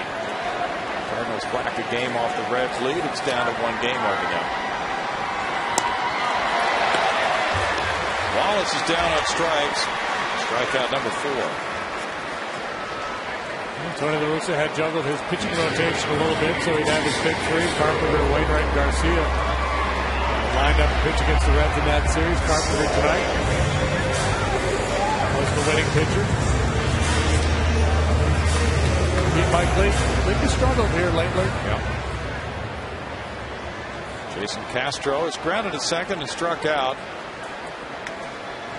St. Louis now 8-5 against the Reds this season. Pedro Feliz is on deck. Pitcher spot due up next. Chris Carpenter has won 9 consecutive starts against the Reds. He's not lost to Cincinnati since June of 06.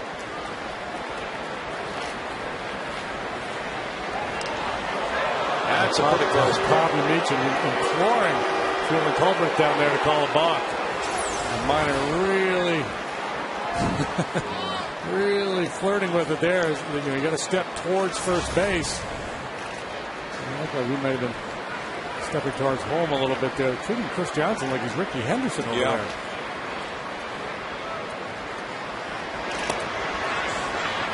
Strike to Castro. Well, figuring that the number 8 hitter is up. Stolen base here will give the Astros the RBI shot at taking the lead. 92 pitches for Minor.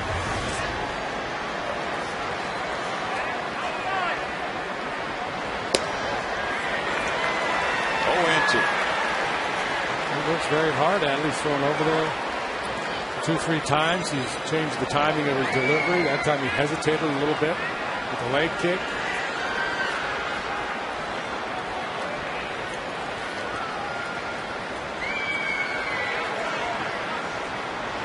You know, just thinking that with these very young players, Minor facing Castro here, Johnson at first, and the others in the lineup, they could be facing each other a whole bunch of times here the next several years.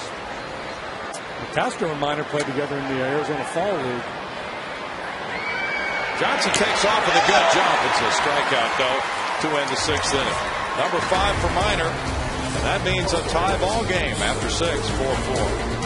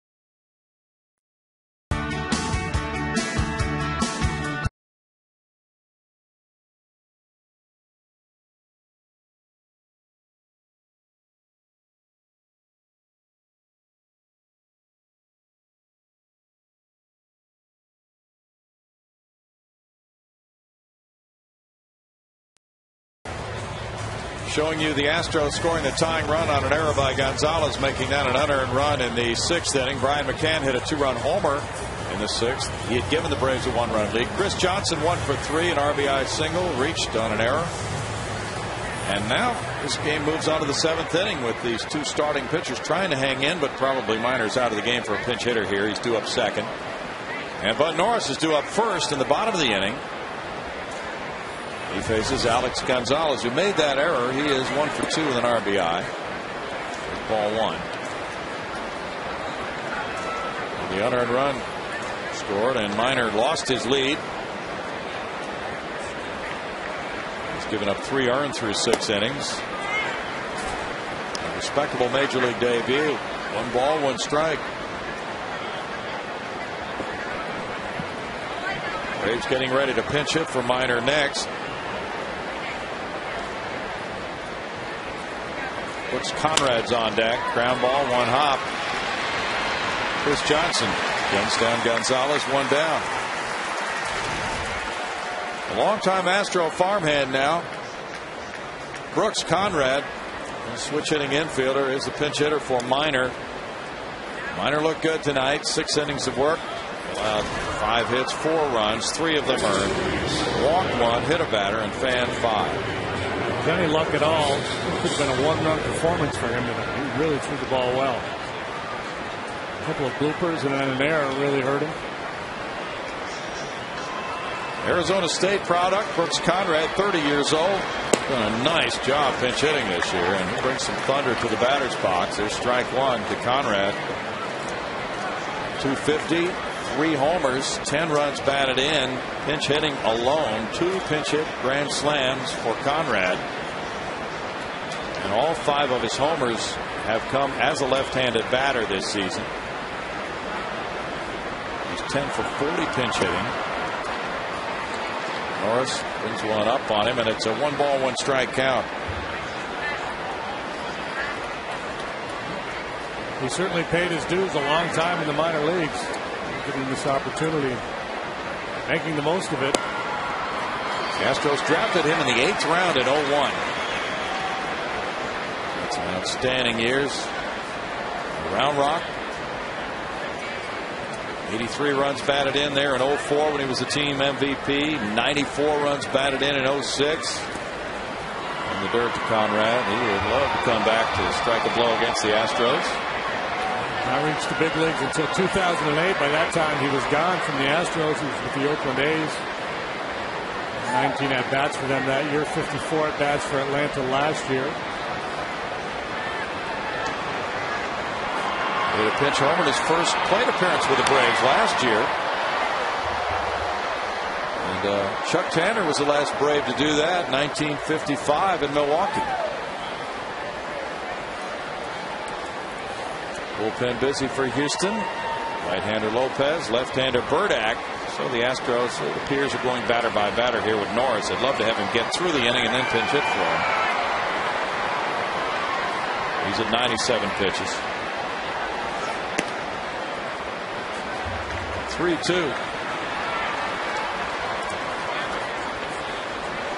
The old adage in baseball is you have to be willing to throw on 3-2 what you throw on 2-2. Doesn't mean you have to throw the same exact pitch, but you can't come off the 2-2 changeup and always throw the 3-2 heater. Should be in play for Johnson over near the stands. And he had to get that one before a fan did. No help from that fan, but CJ made the catch for out number 2.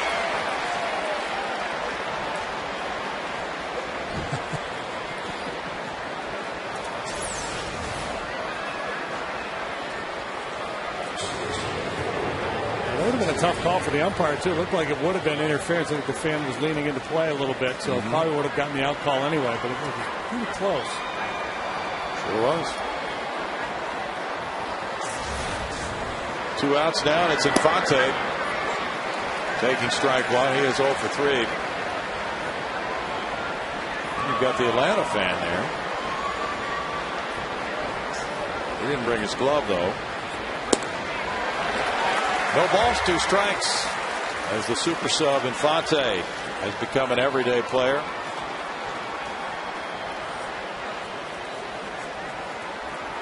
It can surprise you every now and then, knock one out of the ballpark. 1-2 for Bud Norris. If he can get this final out here in the 7th inning, could be a winning pitcher. He's at 102 pitches now. And he'll leave for a pinch hitter if he stays in the game to the bottom of the 7th. Then Bourne and Sanchez to follow. Feliz was on deck in the last inning to pinch hit. Foul right back, just below us. Still a 1-2 count, and those folks there are always ready to watch Astros Insider on Thursdays at 6. Good segue, Brownie. Well, they got up kind of late, didn't they? Ground ball in the hole and diving Johnson and then sliding Sanchez, but he eludes both of them and on through into left field for a 2-out single for Infante. A tough call here for Brad Mills. Now with Jason Hayward coming up, who's already homered in this game. If Bud Norris stays in the game, he's got a chance to be a winning pitcher, but that cannot be foremost in Brad Mills' thinking. And it's not. He's going to make the move to the lefty. Tim Burdack coming in, and it's a 4-4 ball game here in the 7th inning with a pitching change. We'll step right out.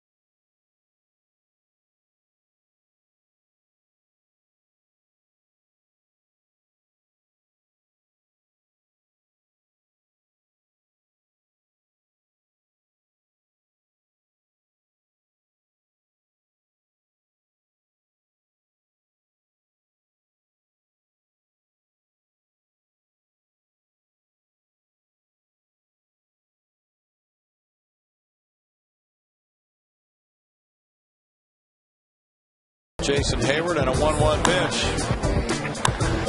Driving it with that long frame of his to the right center field bullpen for home run number 12. You look at that swing and you just wonder how far could he hit a golf ball? He went down and it's almost like he catches the ball and then throws it. Yeah. Tremendous leverage. Now Tim Burdack comes in to face him. Hayward 1 for 3. Burdack in to try to neutralize this left-handed power hitter. Tim working for the 42nd time. 1-1 with a 4.18 earned run average. 1 inning of work yesterday in Milwaukee. Scoreless inning with a walk.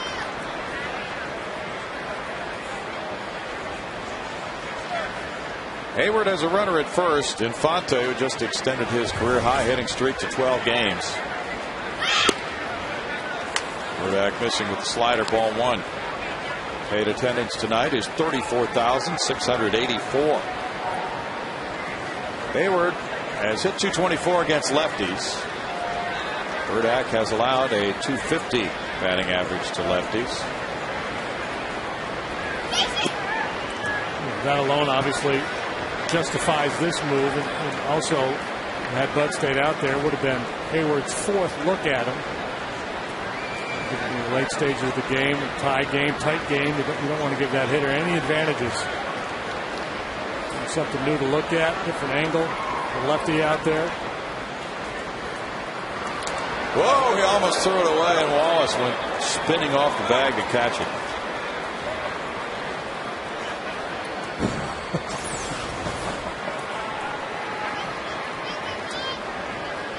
Now, Luke Wallace was starting to drift out to get ready for a possible ground ball, and Burdack came over. Wallace's feet were moving, and he had to dive back to his left. Now 3-0. Hayward, Chipper Jones on deck. Chipper better from the left side, so Burdack probably stays in to face Chipper as well. Almost hit him, and it's a walk for Hayward. And he's at first and second, and Jones is 2 for 3 tonight, batting left-handed. Chipper this year, 243 hitter from the right side. He's 1 for 3 in his career against Burdack with a walk. Bud Norris down there in the dugout, gnawing on his knuckles a little bit. And that run scores. He's on the wrong end of this decision. Fonte out there belongs to Bud. In the dirt, and Castro picks it out of the dirt for ball one. Burdick has thrown 5 straight balls since entering the game. Over to throwing in the Astros pen. Brian McCann, a left-handed hitter, waits on deck. 436 homers, third among switch hitters in the history of this sport. He'll be delivering that speech, Cooperstown. He certainly will. He homered on Friday. Has 3 homers in his last 6 starts. He's in 37th place on the all-time home run list. Scored career run number 1,500 a few days ago. A very fine career.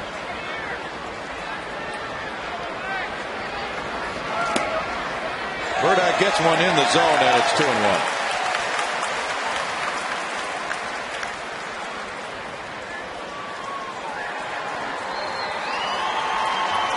Braves outscored the Astros in the 3-game series in Atlanta in late April, 21-4.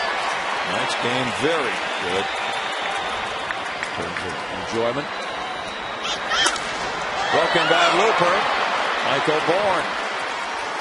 Burdick gets a huge out in the 7th inning. It's no runs a hit. 2 men stranded. It stays tied at 4.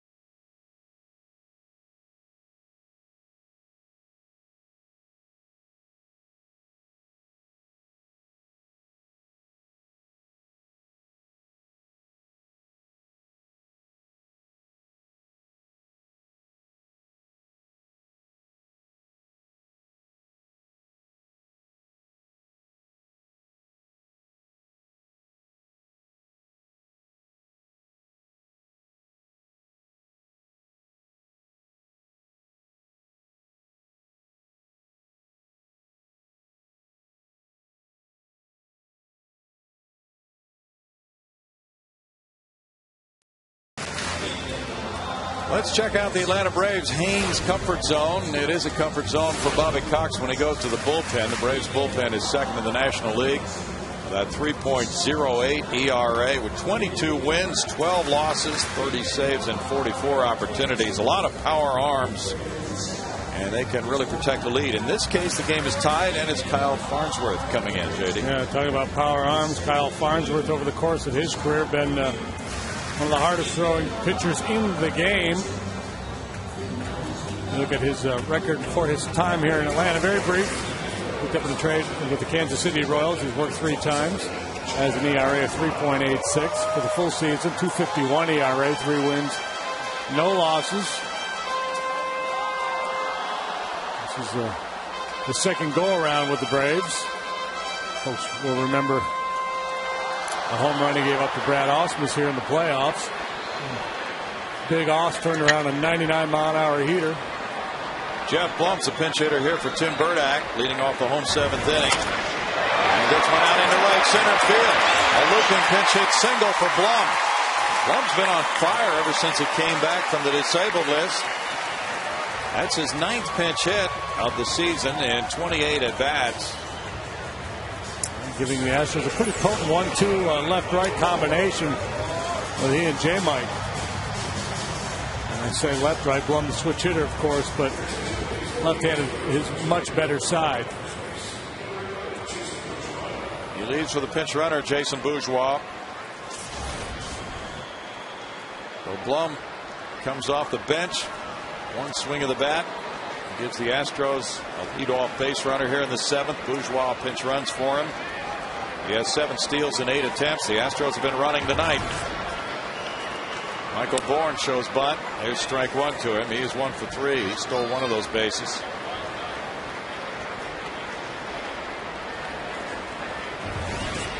Farnsworth has been pitching against the Astros since the '99 season.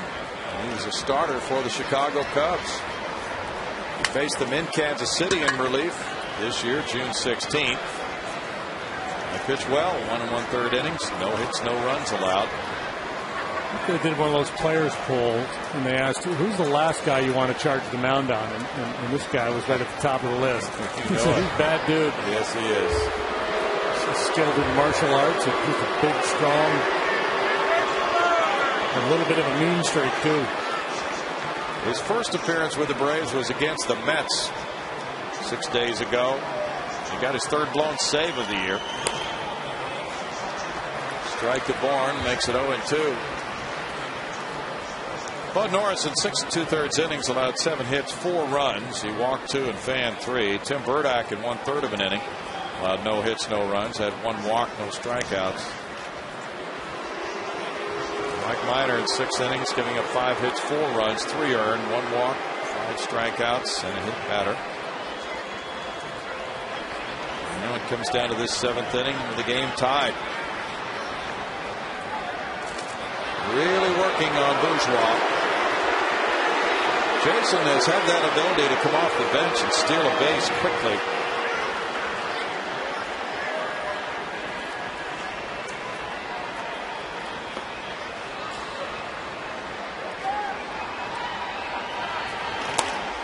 Bourne looks at a ball and it's 1-2.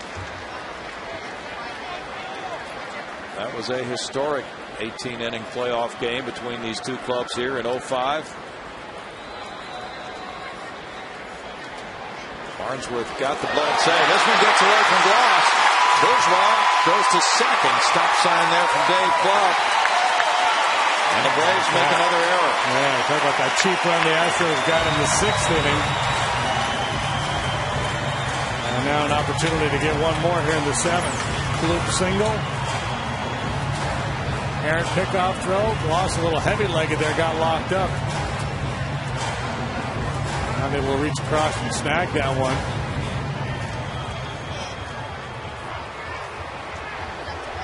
Very nimble down there around the bag is Troy Gloss.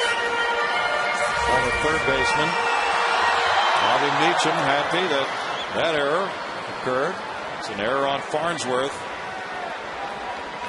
And now Bourgeois in scoring position, and Bourne hits a little number. Bourgeois takes off for 3rd. Chipper Jones just gets him at 1st with a good play. Chipper had to move a long way and then get rid of it and get something on it for out number 1. But Bourgeois took 3rd base. Joe playing a little small ball. Nice play here by Chipper with Bourne going down the line. He had no time to waste. Sliding to his left, good throw. Gets him by just a whisker. But mission accomplished for Michael Bourne there. Hitting Bourgeois to 3rd base. That'll force the Braves to pull the infield in. Angel Sanchez gets this opportunity with a runner at 3rd and 1 out. He's 0 for 3. Almost clipped him. Jeff Keppinger on deck. There's ball 1. Yeah, if you're thinking squeeze, that's what you got to turn around and butt right there. Runner boring in on you at about 96. Good luck with that.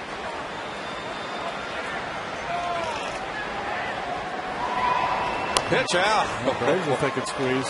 That one almost got away, as that pitch was about kneecap high. Yeah, you know, if you're pitching out because you're trying to stop a stolen base, you want to make sure you put a little something on it. In this situation, you don't have to. You're throwing it out there because you're thinking that there might be a squeeze play on it.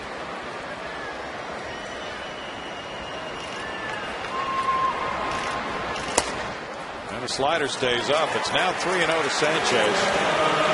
Farnsworth came into that game in 05, the playoff game. Came in with a 6-1 lead in the 8th inning, a couple men on base, and Lance Berkman hit a grand slam, and Brad Ausmus hit a homer to tie it in the 9th. And now a walk to Sanchez. Brings up Keppinger. Farnsworth throwing hard, but with no command. 95 miles an hour there with a lot of runs. Whether fair or not, the reputation that has followed Kyle Farnsworth throughout his long career is that he's always pitched below his stuff. You know, how do guys hit this guy? Well, he's always had that great arm. And he's had success at the big league level, but just not the level of success that people anticipated he would have. He's just one of those guys that people see the ball off of him pretty well. Keppinger with a double play setup takes ball 1. Keppinger had the double in the 4th inning. The Astros trailed 2-0 at that point. That started a rally which gave them a 3-2 lead. Farnsworth looking for the ground ball. Comes away from that power fastball. Throws a little sinker up there at 91.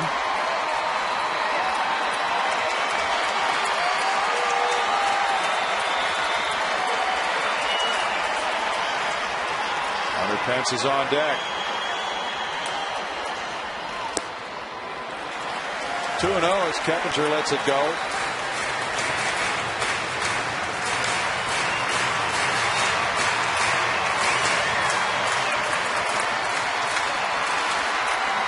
Good ball game tonight. The Astros had a tough one yesterday, losing 11-6. Strike makes it 2-1. Well, slider's been the only pitch he's been able to throw in the strike zone.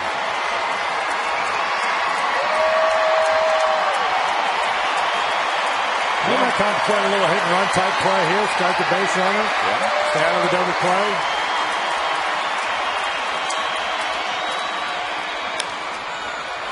Foul ball by Keppinger. It's 2 balls, 2 strikes to Jeff. Good 2-strike hitter. Dave Clark hopes we can come through again this time. Good situation there based on the count to start a base runner, but I'm sure with Brad Milton and Farnsworth's been all over the place. He might not throw anything near the plate. I don't want to force Keppinger to swing and ball way off the plate. Keppinger's been so good. I'm going to trust him to get this run home.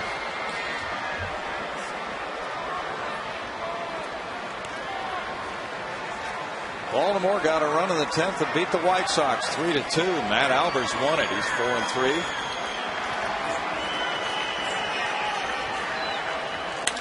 Line drive left field. Bourgeois comes home to make it 5-4 Astros here in the 7th, and Keppinger rifled it over shortstop. His second hit of the game and his 43rd run batted into the season.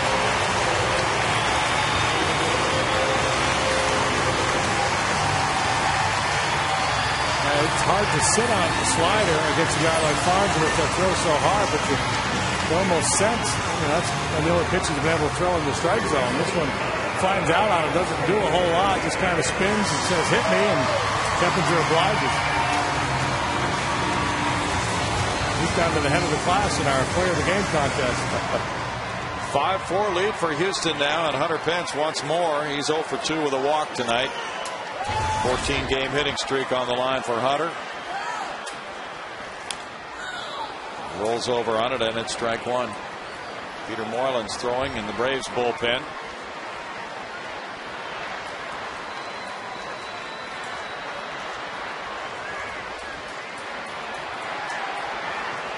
David Price in Tampa Bay down Detroit at Detroit 6-3. Price going to 15-5 with a 2.84 ERA. He beat Armando Galarraga. 1-1. Rafael Soriano got his 32nd save. So the Rays, like the Red Sox, who beat the Yankees, also pick up a game in the standings.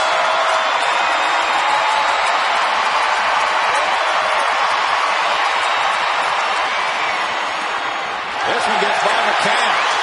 And the runners move along to second and third. Sanchez at third, Keppinger at second. Cox staying cool and calm in that dugout, but this is a tough inning to watch if you're the manager of the Braves, the way this one is unraveled.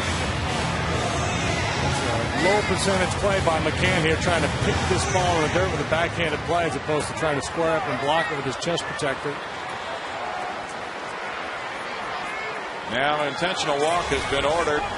So Hunter Pence's 14-game hitting streak may be ending because of this strategy. Carlos Lee will be coming up with the bases loaded and one out.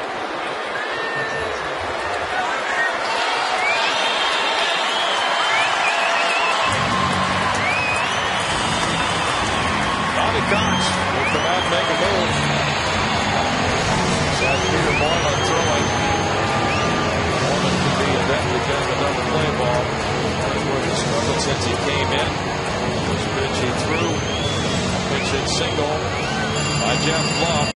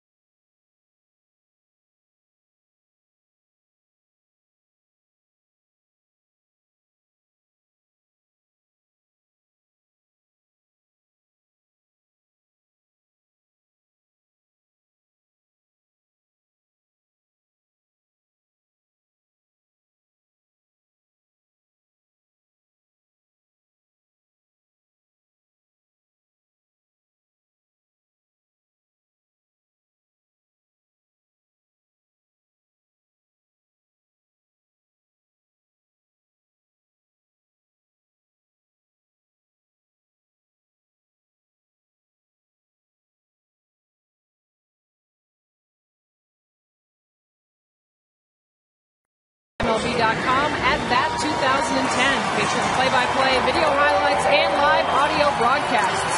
Visit Astros.com tonight on your iPhone, iPad Touch, Android, or BlackBerry for more details. Bill? We know you have all those, Patty. I've got a couple. There's some guys with their shirts off. We know you don't want to go up there and interview them, Patty. I'm not going to admit to that, though. Peter Moreland comes in. His ERA 2.70. Well, they're just having a good time. And Peter Moreland is right in the fire on the other hand. 59 appearances at 2.70 ERA. Bases loaded, one out facing Carlos Lee. He's a ground ball specialist. That's what Bobby Cox is looking for here. That's really a bit of a grand slam specialist. He gets jammed on that one. Pop fly to right field. A hit in front of Hayward. And Sanchez comes home. It's 6-4, RBI single for Lee, who had been 0 for 3 in his career against Moreland, but now he comes through. And that's 2 runs batted in tonight, 58 for the year, tying him with Hunter Pence for the club lead. Well, the best ball Carlos has hit all night was an out. He lined down to second his first at bat, crushed the ball. His 2 hits have come on little bloopers, one right on the first base line. Now this flare in front of Jason Hayward in right field. And if somebody covers second base, he got a chance to get a force play there. But nobody was there. Bases loaded, Chris Johnson, 1 for 3, RBI. And there's strike one for Moreland. Australian-born right-hander, 31 years old. He signed as a free agent. It only cost the Braves $30,000 in 06. He pitched 87 times last year. That was second best in the league for appearances. That arm angle, he can make the ball sink and get a double play ball on it, but Lee was able to get it in the air.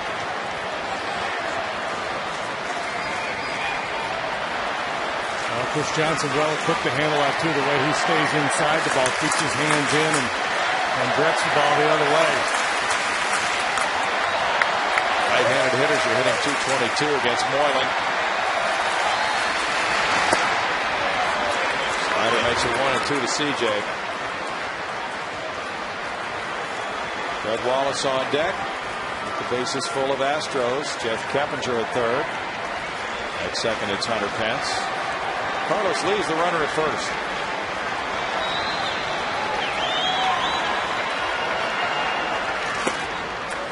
Sinks the ball two. Braves and Phillies will play each other head-to-head late in the season. Braves with a 2-game lead on Philadelphia right now. The Phillies have the night off.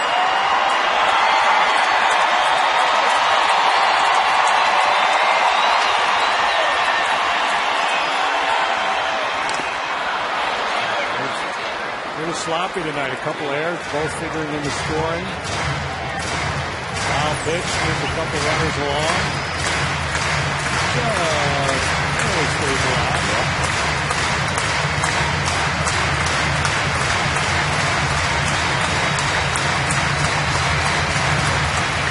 Phillies will host the Dodgers tomorrow night.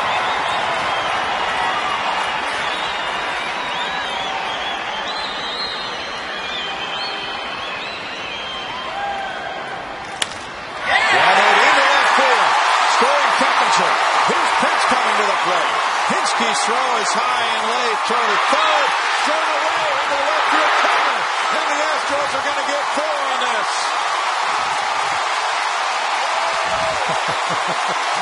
Oh, my. Put a 10 over that surface. How about that? 10-4. Over and out. Johnson circled the bases, and it's 10-4 Astros as he singles to left field, but then is able to score. McCann's throw rattled around to the left field corner. That's a Little League home run right there. Well, Grandpa hit the ball, and then I just kept running. Good play by McCann to come up and cut that ball off and try to make the play, but the errant throw. Gonzalez trying to keep Carlos there, keep him on the bag, but El Caballo not buying it. So 2-run single for Johnson and then an error on McCann, and these fans are loving it because it's 10-4 Houston. Back in a moment.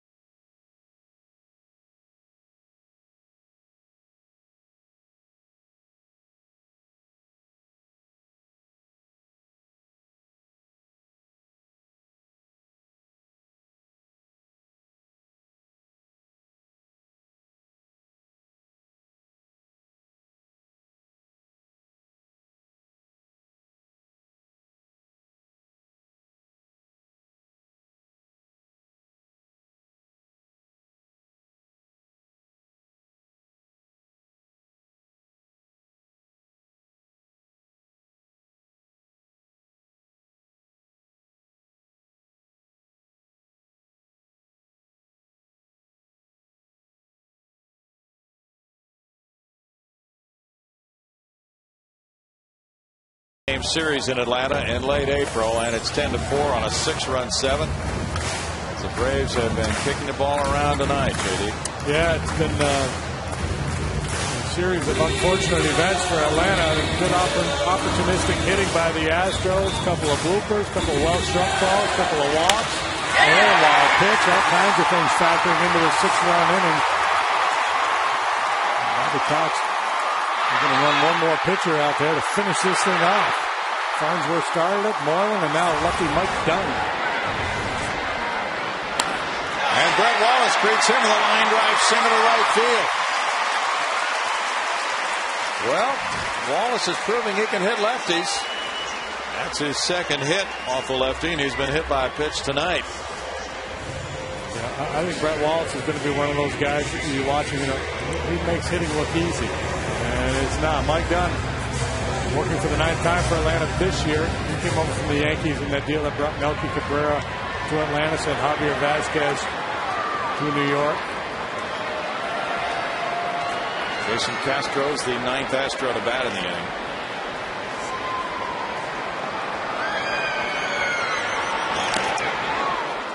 Ball strike one for Mike Dunn. Dunn's from Farmington, New Mexico.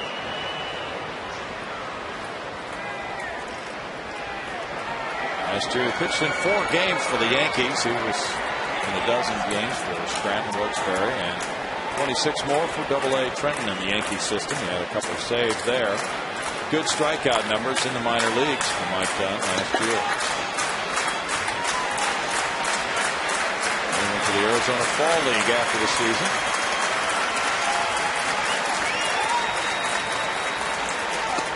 Astro looks at it. Dunn had signed a letter of intent to go to Texas A&M before he decided to play professional baseball. He was signed as a position player, then converted to pitcher during the 06 season. The 999th player picked in the 04 draft.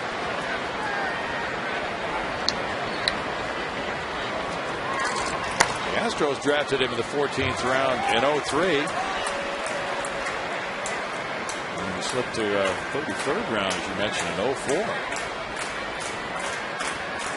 2 balls and a strike.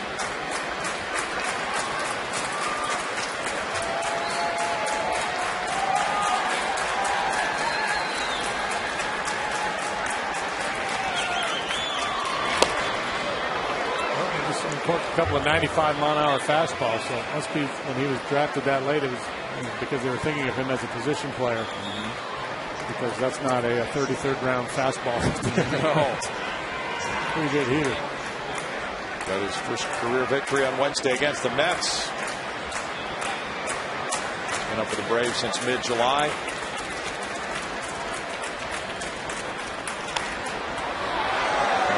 Castro still 2 balls, 2 strikes to Jason.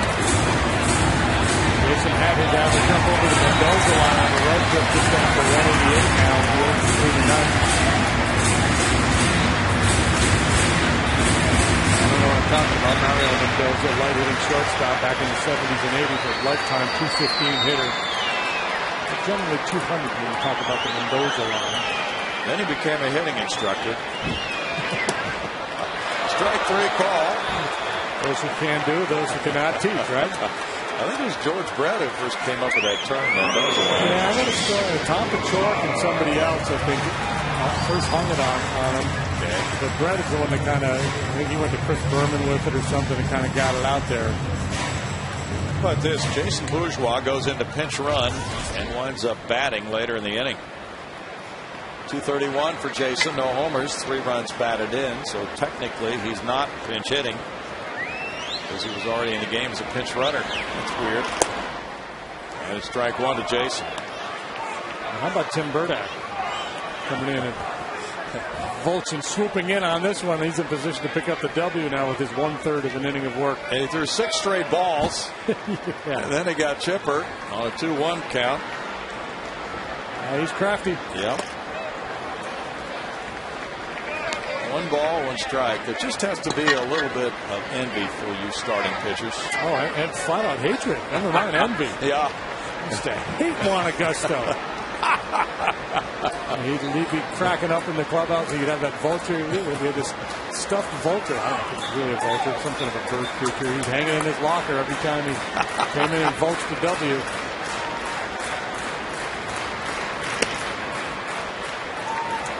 2 balls and a strike. But the worst is when they give up the lead. Yeah. Give up your lead and then get the lead. That's the real vulture job. That wasn't the case tonight. Charlie Kerfeld won 11 games in '86, right? Yeah. You vulture any of those? I'm going to assume so. But he was really good that year. Yeah. In the dirt. 3-1. 10 runs on 10 hits for the Astros against the Braves pitching staff. And 3 Atlanta errors, certainly complicit in what's been going on tonight. But the Astros have hit enough to take advantage. And here they are with 10 hits again. It's becoming routine. Yeah. Gonzalez, the shortstop, gets it on to second to Infante for the force play. And the Astros have a huge 6-run 7th inning. On 5 hits. With a couple of errors, it's 10-4 Houston.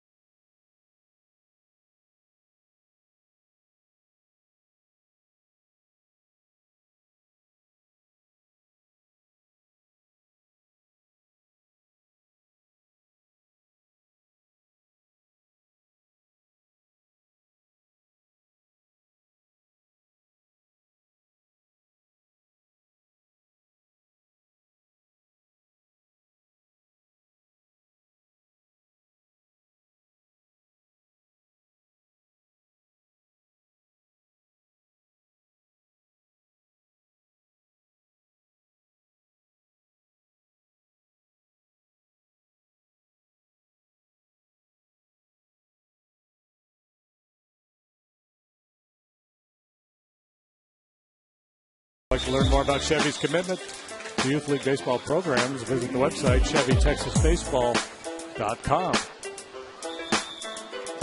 Jason Bourgeois stays in the game in left field. Carlos Lee coming out. And the pitcher Brandon Lyon will go into Lee's number 5 spot in the order. He is 6-4 with a 3.26 ERA. He started warming up. He thought he was going to be in a white knuckler. Now he's in a 6-run ball game. Facing Brian McCann, throwing ball 1. McCann's 2-run homer in the 6th inning gave the Braves a 4-3 lead. Bobby Cox's club imploding tonight with that 6-run 7th for Houston. Bouncer Wallace to his right. Shovel to Lyon, 1 out. Braves really have been based on solid pitching and good fielding down through the years. This game is a real aberration for them. Eric Hinsky, the batter, he's 0 for 3. Well, you talked about it earlier with Cox. He will not throw the players up to the bus. He saves his ire for the umpires, basically. Post-game comments, maybe there was a play we could have made, but it's a tough game, He's very diplomatic. His players absolutely have loved him down through the years. He's protected them in many ways from criticism that other managers would have engaged in with their players. Always had a soft spot for the overachievers, the guys that maybe aren't quite as talented, and that's the case for most major league managers.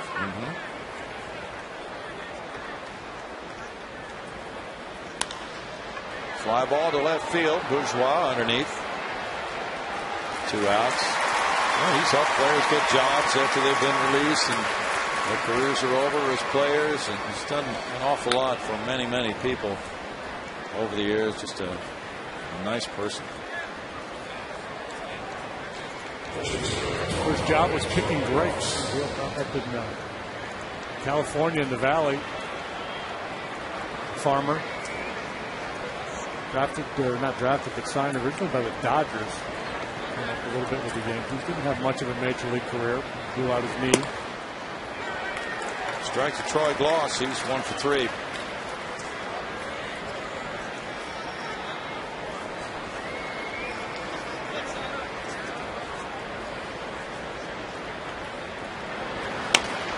Little tap.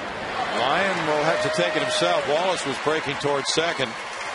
It's a 1-2-3 8th inning. 10-4 Astros.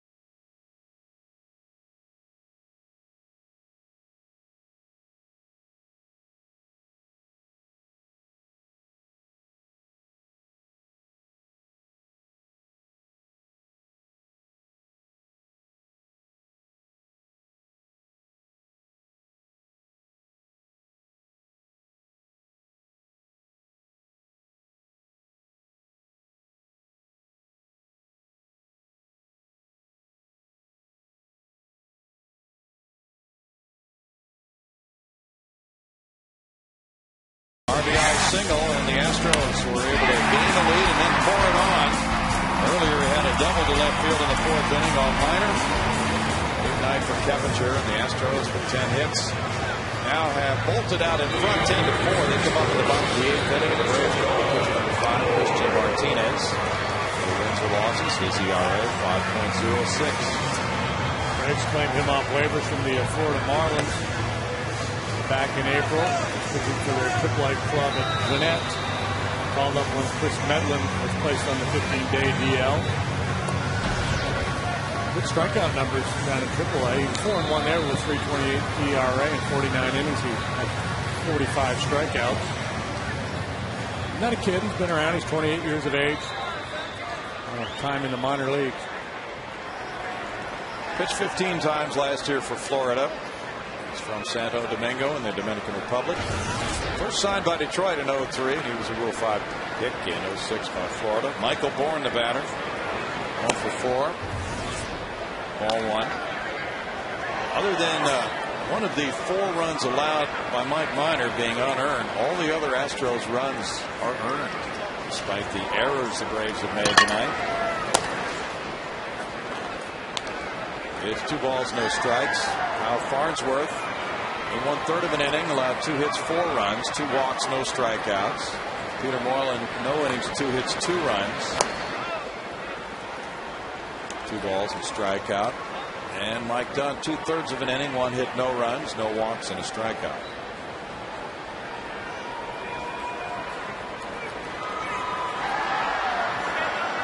Braves have been playing more of the tight, low-scoring games lately. Bouncer over the mound. Martinez can't get to it. And neither can Infante make the barehanded play on a Bourne infield hit. Add Michael to the list of multi-hit Astros tonight. He has 2. Keppinger 2. Lee 2. Johnson 2. Wallace 2.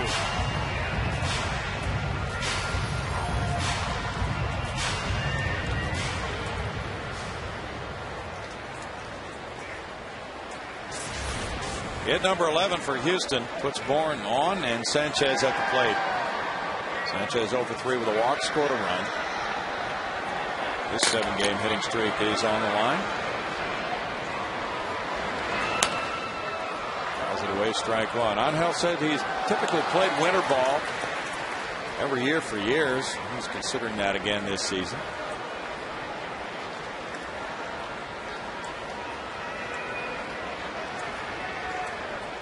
Tommy Manzella continues his minor league injury rehab assignment. Fly ball goes to right field. Hayward. One out. Manzella played again for AA Corpus Christi yesterday, going 2 for 3. He's now 4 for 10 there. He's slated to play a total of 5 games. So one more for Tommy at Corpus, and he moves up to Round Rock. Jeff Keppinger 2 for 4 tonight. 2 runs scored, 1 run driven in. Brian Moeller's due to rejoin the Astros tomorrow.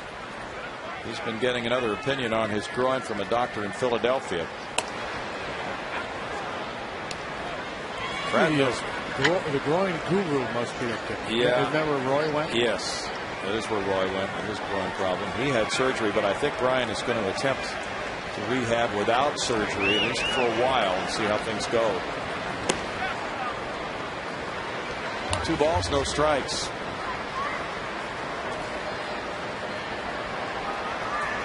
Bourne the runner. Each club has left 5 men on base. 2-1. You pointed out another double-figure hit night for the Astros. In the 21 games since the All-Star break, the Astros have hit .285 as a team, and they've averaged 5.57 runs per game. Best in the National League. Crazy. 2-2. Such a dramatic improvement. What did they do over the All-Star break? Maybe nothing is the way to get improvement. Maybe they had just hit rock bottom. Still 2-2. Change of hitting coaches, and it's really hard to analyze that. Jeff Bagwell's getting a lot of questions about what he's doing. He's deflecting them. Bouncer to third base. Chipper Jones with the throw. He retires Keppinger. 2 outs. Bourne to second. Yeah, because there's no easy answer. And fellow folks that wanted to throw Sean Berry under the bus, that just provides them plenty of ammo. But Sean Berry was a good hitting coach. He worked real hard. Sometimes you're a new face, new ideas. But I think it's more the fact that the hitters relaxing a little bit. And it's a different mix, too. Right, different Chris guys. Johnson's got a bunch of playing time. Angel Sanchez stepped in. Yes. Another shot for Hunter Pence with this 14-game hitting streak. He's walked and scored in the 6th and 7th. 0 for 2 tonight. Strike one. His walk in the 6th inning, very important. The Astros trailed 4-3 at the time. He then stole second, took third on a ground out, and came home on an error with the infield in. Alex Gonzalez booted the ball. A key play in this game. 0-2. If you're going back to that Braves clubhouse after the game, JD, you're probably lamenting the balls the Astros have hit. You know, Carlos Lee's double on the right field line, some other soft hits here and there, and just a lot of things started spiraling, and it turned crazy on them in the 7th inning. Roll to shortstop. Gonzalez over to first. In the 8th inning, it's no runs, a hit, and a man stranded. It's 10-4 Astros moving to the 9th.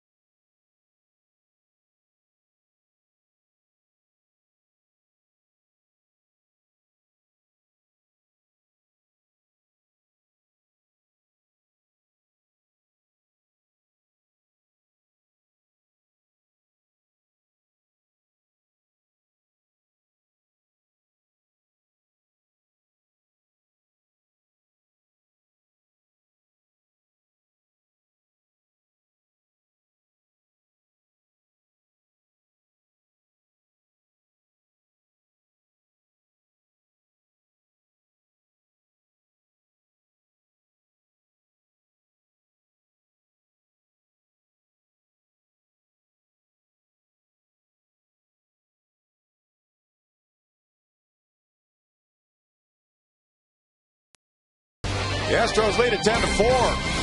Folks are leaving.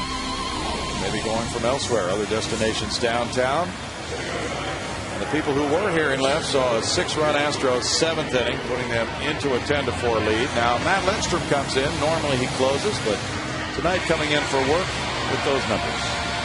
Yeah, he hasn't had a lot of work lately, and last time he was out there it didn't go so well. And blew that game in Milwaukee the other day, allowing 4 runs in a third of an inning. Astros had a 5-2 lead, lost 6-5. Got a blown save and a loss, so a chance to push that one into the recesses of his mind. Coming in there with a nice, comfortable 6-run lead. And it is a good opportunity for him to just get himself back into sync without pitching in a tight game in a safe situation. Rick Ankiel has a 1-1 count. Sink, the operative word, because that was a nasty dive bomber right there. Different kind of sink, yeah.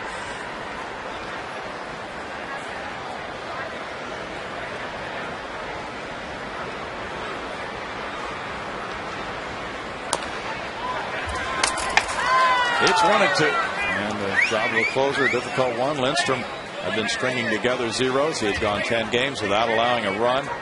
He had gone 38 games without giving up a homer until Joe Inglett's 2-run pinch homer off the foul pole in right, and then he gave up 4 runs in 1/3 of an inning to lose that game 6-5 Friday.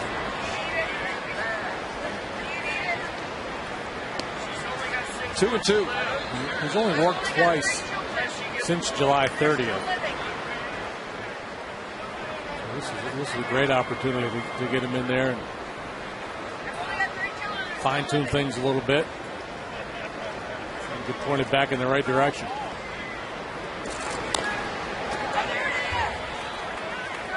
And also he'll be pointed toward Whataburger tomorrow at 11 a.m. You can meet Matt Lindstrom. Win some nice prizes on the West Loop. There's action behind him in the bullpen, because the one thing you don't want to have happen here is to have him labor and throw so many pitches that you're concerned about his availability for tomorrow night. Yeah. 3-2. Mark Melanson headed this way from Round Rock, as the announcement was made before the game that Wesley Wright had been optioned to Round Rock, and Melanson was going to be joining the Astros bullpen. Gives them another live arm in the pen. Right-hander. Maybe that's him warming up right now. Could be. A strikeout of Ankiel takes care of out number 1 for Lindstrom. Brandon Lyon had a quick 8th inning in 1-2-3 fashion. Another sinking fastball. Heel over the top of it. Second time Rick has punched out tonight. Yep. That's Mark Melanson. Obtained in the Lance Berkman trade from the Yankees. Alex Gonzalez looks at ball 1. He has an RBI double in 3 trips. Melky Cabrera is on deck. Pitcher's spot due up next for Bobby Cox. The Astros trying to snap a 4-game losing streak tonight. Would have a 6-game home winning streak if they nail this one down.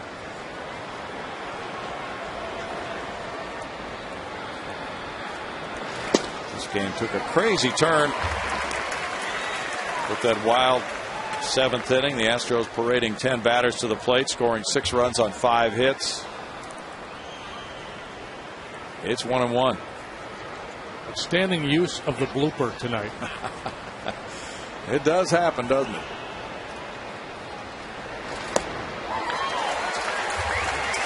One and 2. We talked about the batting average. The Astros have hit only 2 homers in their last 9 games, including this one, but they've just been getting a lot of hits. In the dirt, 2-2. Their team batting average coming out of the All-Star break was, let's see, 239. It was lower than that. We'll go back to the All-Star break, and it's come up almost 10 points. It was 238 coming out of the All-Star break. It was 247 before this game, and they have 11 hits tonight. That's really hard to do. There's a team batting average that quickly. It's late in the year with all the at-bats that have accumulated. That's really impressive. Well, the one thing the Astros have been good at all year, and we can debate whether it's good or not, but they don't strike out much. As a matter of fact, they've struck out fewer times than anybody in the National League. So the ability to put the ball in play really paid dividends tonight when you think of all the flares and the blue pits and the Michael Bourne infield hit. Sure did.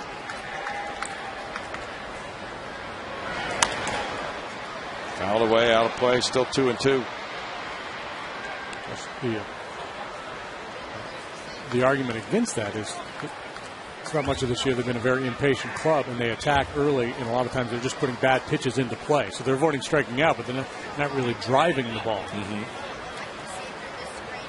Well, the night they put 18 runs on the Cardinals, they were 13 for 19 with men in scoring position. Jeff Bagwell had to like that.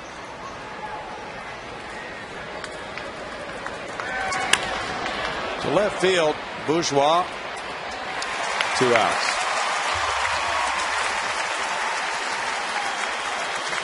And now Melky Cabrera will be the pinch hitter for Martinez. Cabrera, the former Yankee, has had quite a bit of playing time this year. 332 at-bats for Melky. And the switch hitter has hit 271. Has 4 homers. And as a pinch hitter, he is 3 for 9.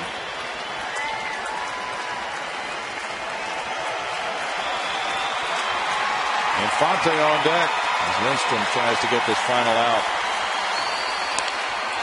And it rolls out to second. Keppinger there. Big night for the Astros, getting 6 in the 7th inning to snap a 4-4 tie. They beat the Braves for the first time this season. They snap a 4-game losing streak, and they do it with a night with 11 hits, winning it 10-4.